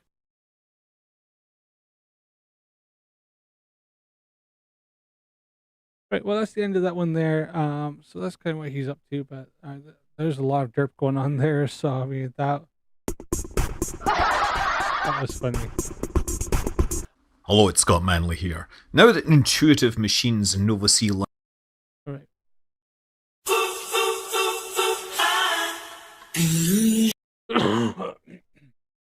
That's what Mikey Smith seems to be up to.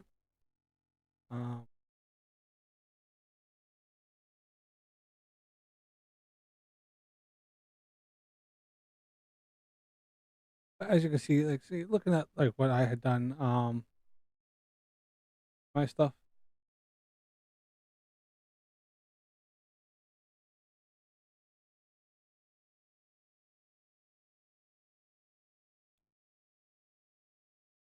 I think if I can bring up some of my stuff.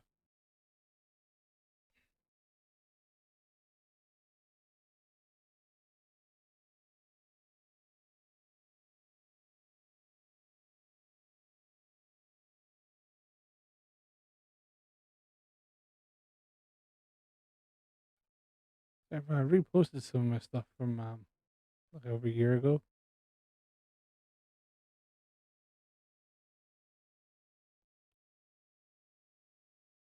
There's stuff like this one here. Like I haven't had a flat earther yet explain this.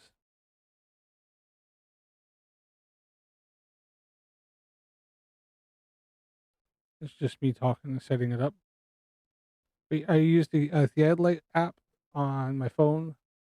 All that obviously steady. So I had it. You can see the pitch and roll is 0. And I was at the same altitude. In fact, over here they're actually slightly higher above sea level than I was. Standing right by. This is the River Mersey runs straight out into the Irish Sea, and I am bisecting far above those. Those are wind turbines above there, so they're like 125 feet high themselves, and the ground was the same altitude as me, 28 feet, and I think I showed where I was standing, which I used GPS. There's 26 feet in elevation. Where those things are is 28 feet in elevation. So they're actually a couple feet higher than I am. And then they're showing here where I was and where I was looking. So this shows some of the wind turbines where they are, and I was standing over here. So those so just kind of showing a little bit, explaining them a bit, and showing how they are. I think they are so 130 meters.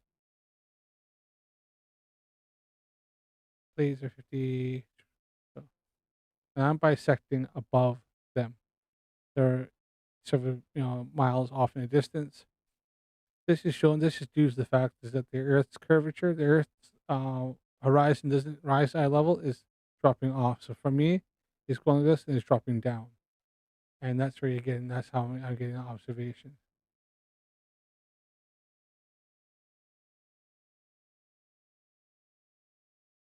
So the only way this works like that and get that is because the Earth's surface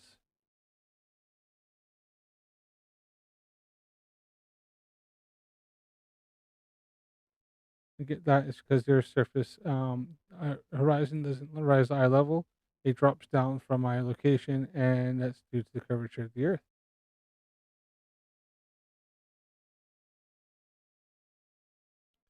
I'm out there. I'm always like messing around instead of messing around with cheap optics and stuff, which I've already done. But I've learned how to do astrophotography properly. Unlike Mikey Smith and many other flat earthers, and then I'm also doing measurements. Something flat earthers don't like to do. Here we are. This is what I was looking for. So this is using the S24 Ultra. It's the Astro mode. And you can see there. I'll go back a little bit there. This me zooming in. So I'm doing so away, and as you zoom in, you can see star clusters and stars.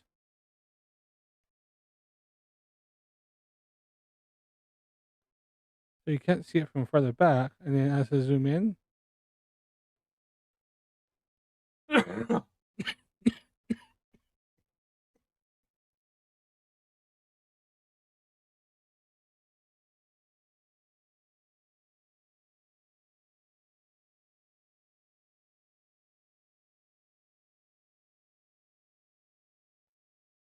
sorry about that. Got to end the bed soon here.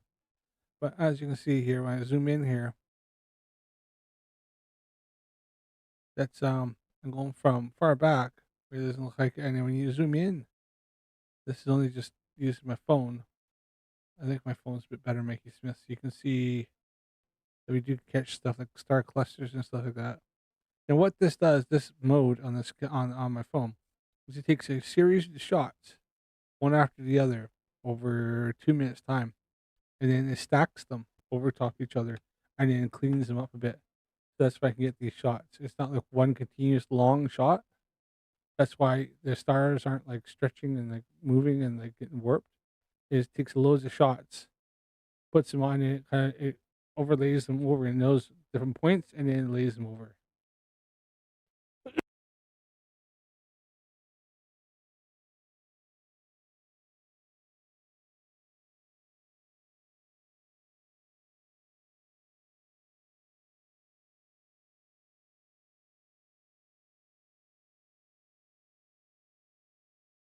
Here,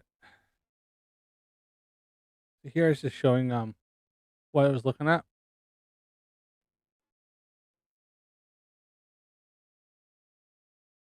And then I think I was just showing a bit of the I took 2024 with a telescope. So November 19th, 2024 is images of the moon. Now I've done this with my my SV205 planetary camera, and using my Celestron Astromaster 130. As you can see, it's slightly different and much more better quality than what Mikey Smith has. You know, using his phone and using his binoculars. Let's say 20, 25 times compared to 307 times. Here's Jupiter.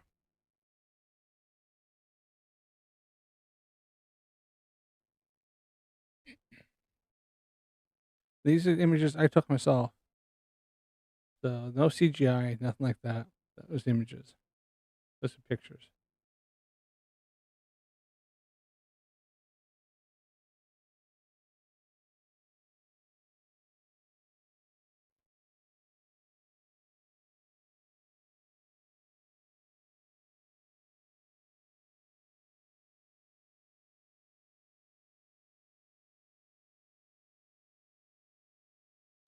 I haven't even got into like using flight paths flight paths, especially in the southern hemisphere and northern hemisphere, disprove flat Earth. Obviously, observations like this, where it's the same boat, 30 seconds apart. This one here disproves flat Earth. Here's the curvature over water.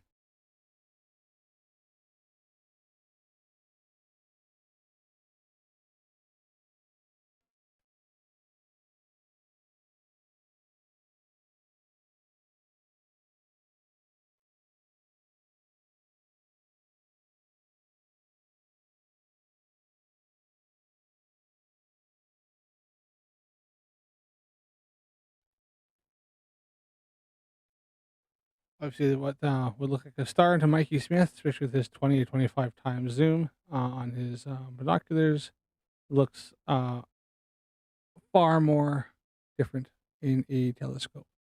This being Saturn, you can see the rings; they were like perpendicular to me, so they're only thin.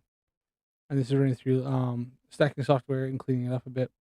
I'm still getting used to it. So the colors should be off a bit. And this is video.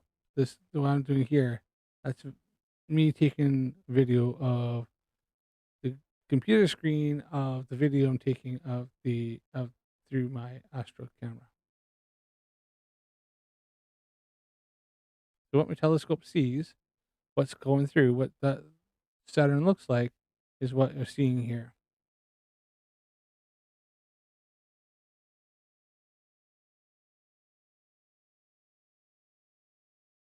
Let's speed up a bit here so we can kind of get through it. And then here's Jupiter. This is a video of showing Jupiter as you can see it, how it looked through my my telescope, showing straight up onto the computer screen. And then we run it through some stacking software, and then you clean up the image a bit and sharpen it up. Then you get the images like that. Now, why you see it like fading out there? This cloud's getting in the way. I got cloud cover coming in, so that's why you see it start fading out. But that's Jupiter there. But from the ground, and especially with Mikey Smith and his telescopes, that would look like a little dot in the sky. You wouldn't even be able to see the detail. You wouldn't know what he's looking at. This is the power of having a proper optics and proper zoom. Like you can probably see some nebulas and stuff with the because he's got such a wide field of view with his telescope or with his binoculars, but he's not going to see stuff like that.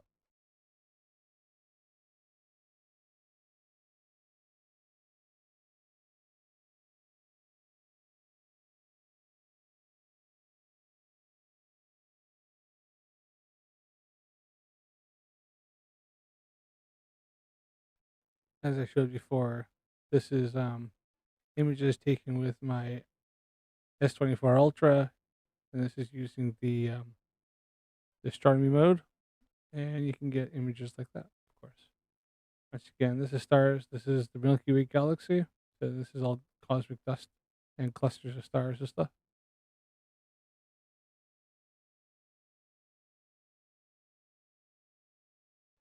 So perhaps that's what Mikey is seeing, is some stuff like this. And he's seeing cosmic dust and thinking, but he's not panning away. Perhaps that's what he was seeing. Maybe I was wrong. Maybe it wasn't stuff like that. Maybe he's actually seeing is the Milky Way galaxy. But once again, that falsifies flat Earth because that's not a dome. And we can see this moving throughout the year. I won't be able to see as much as this as we rotate around the sun. Then this would be hard. This would show up differently over like a few weeks, to a month's time, and eventually we go 6 months later. This look the exact same way for same location. This would look different. I wouldn't see this. I wouldn't see it now actually because this was done in August. If I went out to somewhere where it's dark enough, because you have to have little to no light pollution, and then you can this actually right here is a special little street light shines down. It wasn't working, so that's why I was able to get this image, and it has in between two mobile homes. And then this is actually light from way farther down the street that's coming in. That's why you can see it lit up. But it's actually like dark, dark.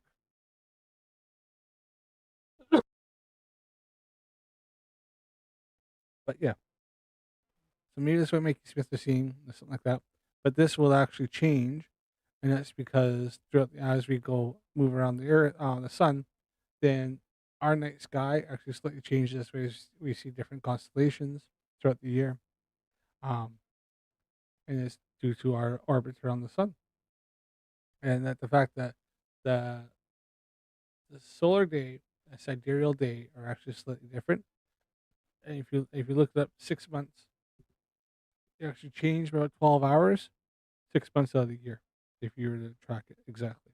And it's because we're on the other side of the sun, we're looking in a different way, seeing different, slightly different stars. A lot of the stars and stuff are still in our arm of the galaxy, are still moving with us. So as we see a lot of the same constellations, because they're all moving around with us. And for us to do one orbit of the Milky Way galaxy takes over 250 million years. So a lot longer than we've been around.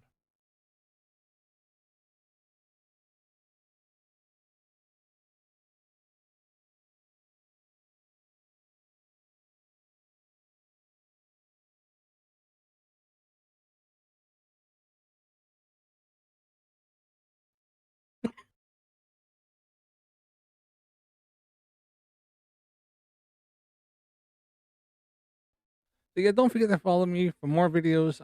Subscribe to my channel. Click the like button. Click that. Really helps me a lot. Just to try to click the like button, and help me to do more of these videos. Let me know what if people want to see, and I will I'll put out what I can. Everything needs to review. I know I got a couple days time. We have that review coming up of the debate between Will Duffy and Enoch of Nathan Thompson. So it's interesting. So this little thing, this is my Celestron Astromaster 130, the mount. So yeah, it's a bit more robust than a lot more. It does a lot more than what Mikey Smith be able to do with his little thing. This explains how the equatorial mount only works on a globe and would never work on a flat Earth.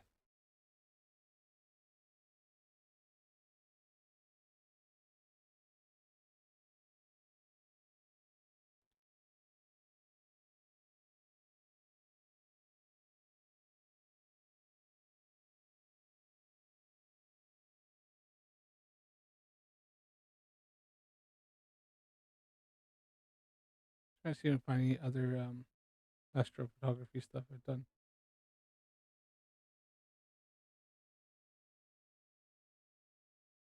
I've done some solar stuff as well, but I'll leave that for now.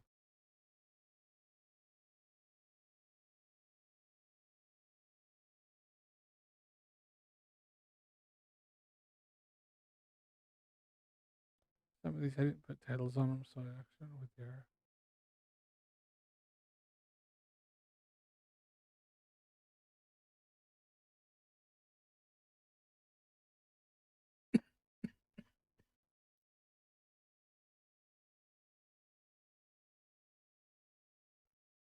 Guess I should go through them and do some titles today so I actually know what they are.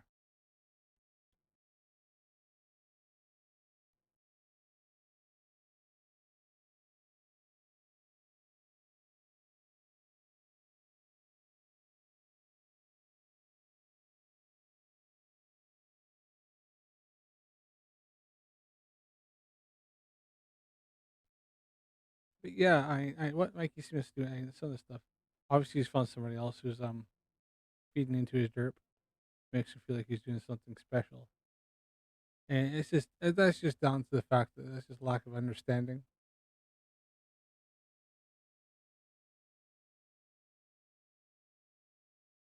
And some cognitive dissonance as well.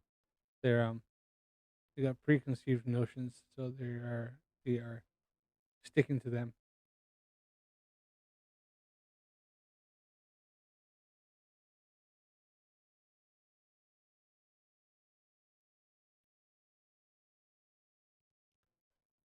here's one I done. That's using my solar mark and my I was using the Thompson S20 FE. So similar to what Mikey was doing, this was looking at a planet. These are all shots, pictures I've done of a planet. I was pretty sure that I'd done Uranus at the time.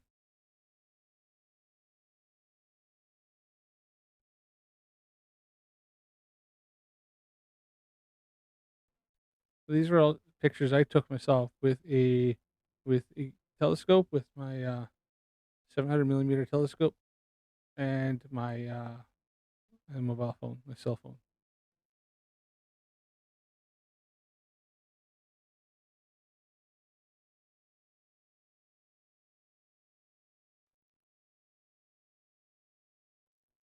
And once again, they look slightly different. What Mikey Smith was doing. I should know what a star looks like. Here's a star through telescope. We know what it look like.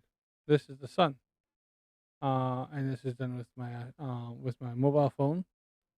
The same phone, so it's using that it's using Galaxy S20 FE. I forgot my new phone, and a obviously a solar filter, or also a torch the phone. Never ever look at the sun through binoculars or anything or telescope without a proper filter, or else you will do some really bad damage really fast with your eyes. So only time to do this, even when I was lining this up, I didn't use the finder scope at all. What I did is I just kind of looked at the shadow of the telescope, obviously behind it, and then looked until I could see it looked like the telescope was lined up. You could see this the shadow was round, wasn't like the telescope was off to one side, and then looked in the optics and looking down had a hat on, and I looked at my phone, and then from there just adjusted it until I could see that the sun showing up in my viewfinder, and that's pretty much the best way to do it.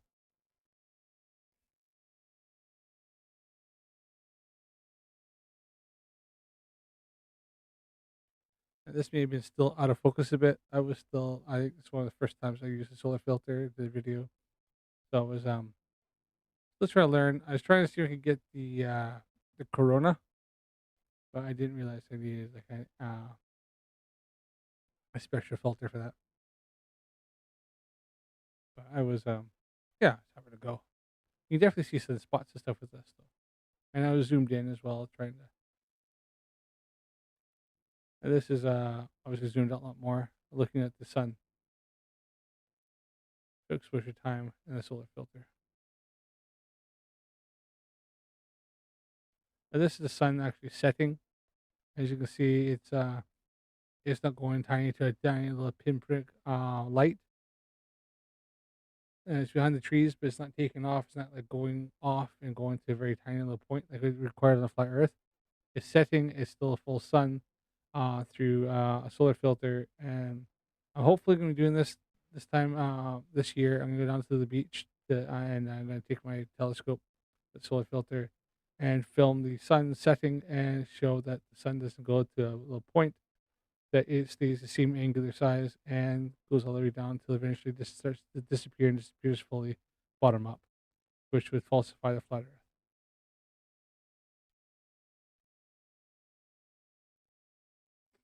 Even this is setting quite low down the horizon, and you can still see how big that sun still is. It's not going to it's not going away to a small pinprick light.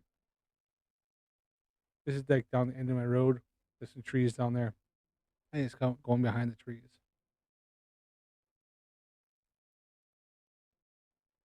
I've done observations all day long in which it showed the sun and never changed angular size right from rise to set.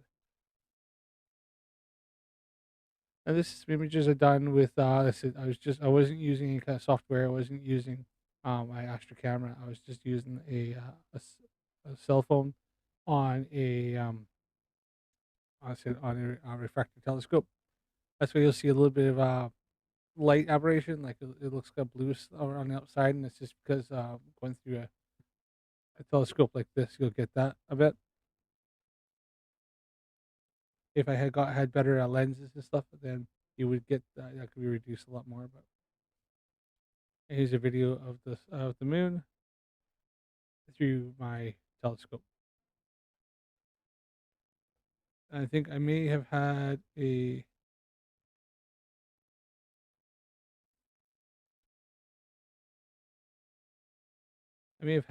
filter on there. I have little filters to go on my on the lens on my on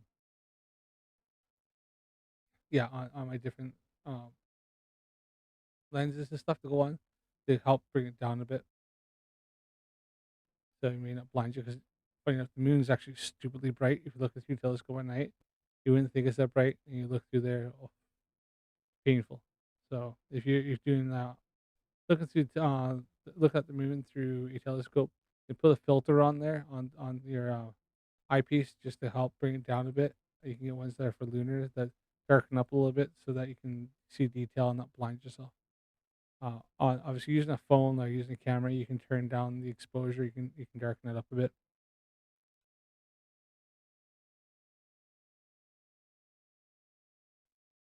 Even then, it's still pretty good. But yeah, this is quite close to what Mikey Smith to me I've been getting with the moon, and that's just down to the fact is that it's it's not the best. You're probably overexposing a bit, and I was here, and you're just not getting the greatest detail with the atmosphere and stuff in the way. I got my Astro camera, and I was able to stack the images and then put it through software and clean it up a bit. And I was just like, I was blown away at just how much detail I could get with the moon. So I think this is it's Beetlejuice. There's Beetlejuice in this one here. Same sort of thing, with just using a mobile phone. And probably too long of exposure. I don't think it was zoomed in. It wasn't focused very well. This is one of the first earlier times I got a telescope. I was messing around and trying to learn how to do this. So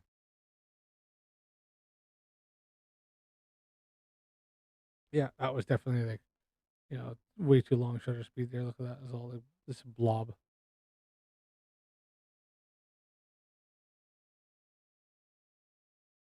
So not the best of Beetlejuice. I got much better observations now. But I was just going to show in there what you can get, what you start off with, and then I learned. I realized I was not doing the best job, and I realized I had a lot to learn.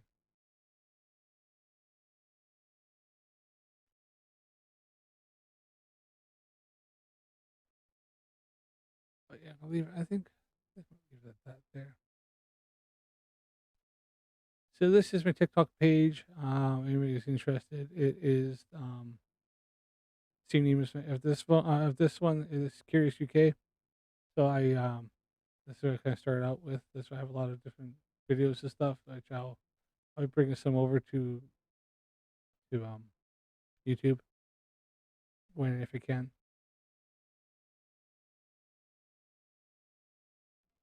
And but I do more lives on here to go on TikTok. I might do TikTok lives down the road, just for some fun. If there's any fun stuff to go through, but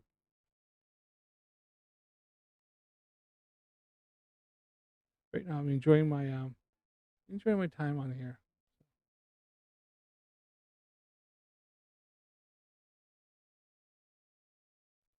But yeah, I'm gonna call it a night here. It is 12:30 at night, and I gotta go up see what's up with the wife. Earlier on, she had called me and see what she's up to, and obviously I got some people coming around tomorrow, and I gotta pack this up and call it a night. I've been on here for 3.5 hours, so fucking way too long. Yeah, thanks for watching, anybody. Click like if you like my videos. Click follow me for more. Just try to get those subs up. And hopefully I can we'll do some more. I'll soon get some people on here, or maybe I can get on some lives with some other people.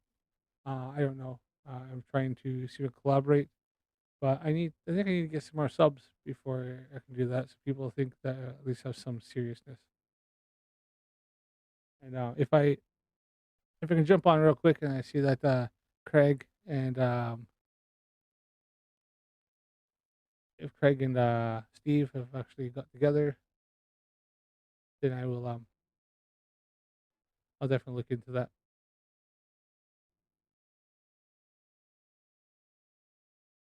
I don't know. I don't think they have. I can look up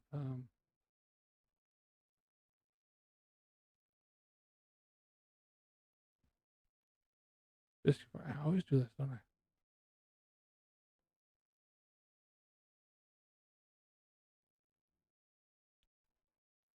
Honestly, so putting his name, did you know? It just doesn't work. It just brings up loads of crap.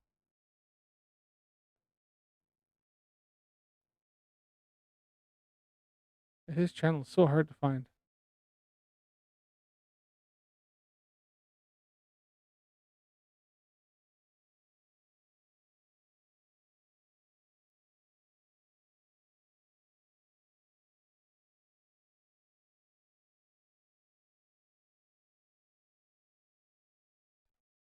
What is this? But I want to just check him out again because 'cause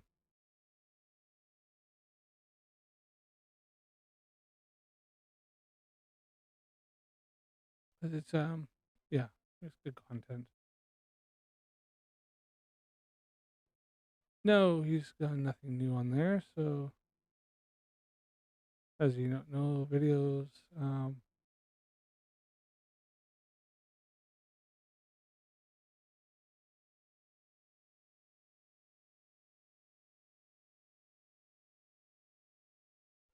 I don't think FTFE is on there, so let's just double check, make sure he hasn't done something. Sorry, don't misspell him. Finger slipped.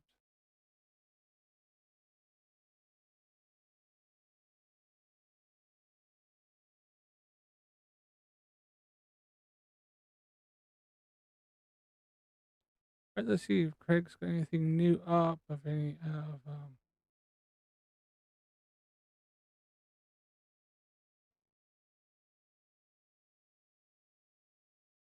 just got stuff with Jim Bauer shorts.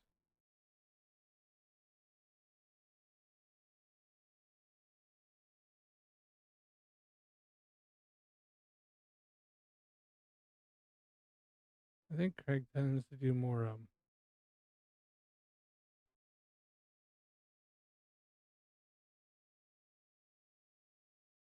he's doing a live at 11 o'clock, well, 20th tonight.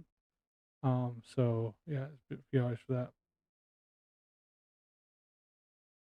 And Snoopsy Cat. Craig Neal versus Snoopsy Cat. Oh yeah. Yeah, there's nothing new when it comes to that at all, so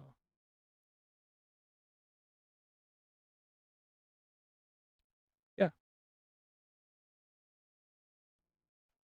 Right, so there's nothing new there. Well, we'll see.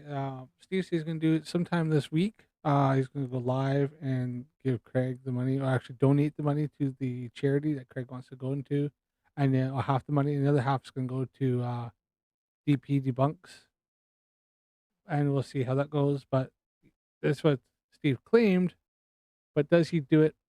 I have no idea. I don't. I'm not gonna say anything because, well, until he's sorry about that. Until he actually does it, I kind of am dubious that he's going to actually follow through. I know he said that, and Craig said that, he said that, but I mean, I don't fully trust him, and he tried to weasel his way out of it already, and so I'm dubious that he's actually telling the truth. So, yeah, that's about it. So we will see if there's something if something does pop up and I happen to come across it, or if anybody wants to shoot me a message on one of my videos, I do check them quite often and I do respond. Then I will jump on and do a little review of it, and we'll see you from there. But thanks for watching, everybody, and obviously people in the future, because I just don't get anybody into my lives yet. But hopefully it's a lot better. I know they're a lot choppier and shit before, so hopefully this is a lot better. And it yeah, and at least the sound quality is better. I think I fixed the sound quality. Yeah, I think I've got her. So we will call it good there, and we will yeah.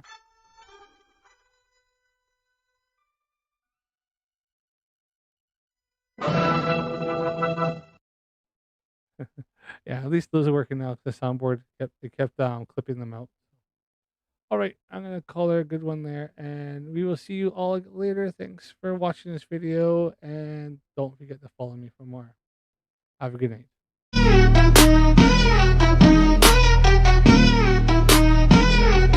NASA lies, yeah, that's what I say.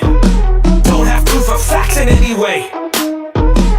I claim the moon's made of plasma, a place no one can go. The Apollo program's a scam, I can't back it up though. They talk about the ISS is floating in space. You ask me in a pool, I'd say is the case. Satellones in the sky held up by helium balloons. But bro, that's just a lie, cause that's what all bitches do. NASA lies is something I'll never prove. No facts, no evidence, debates I will lose. They say they've been to the moon, I say it's not the truth. I see truth in no way, I hate MC2 when he shows me proof. The firmament is real, a dome up above, but I'll never prove it, so lost that I'm dumb. I know the world is flat, trust your sense of sight. Saying gravity's just a theory is why I'm up at night. NASA is phony like a show or movie, fake like some stage. Truman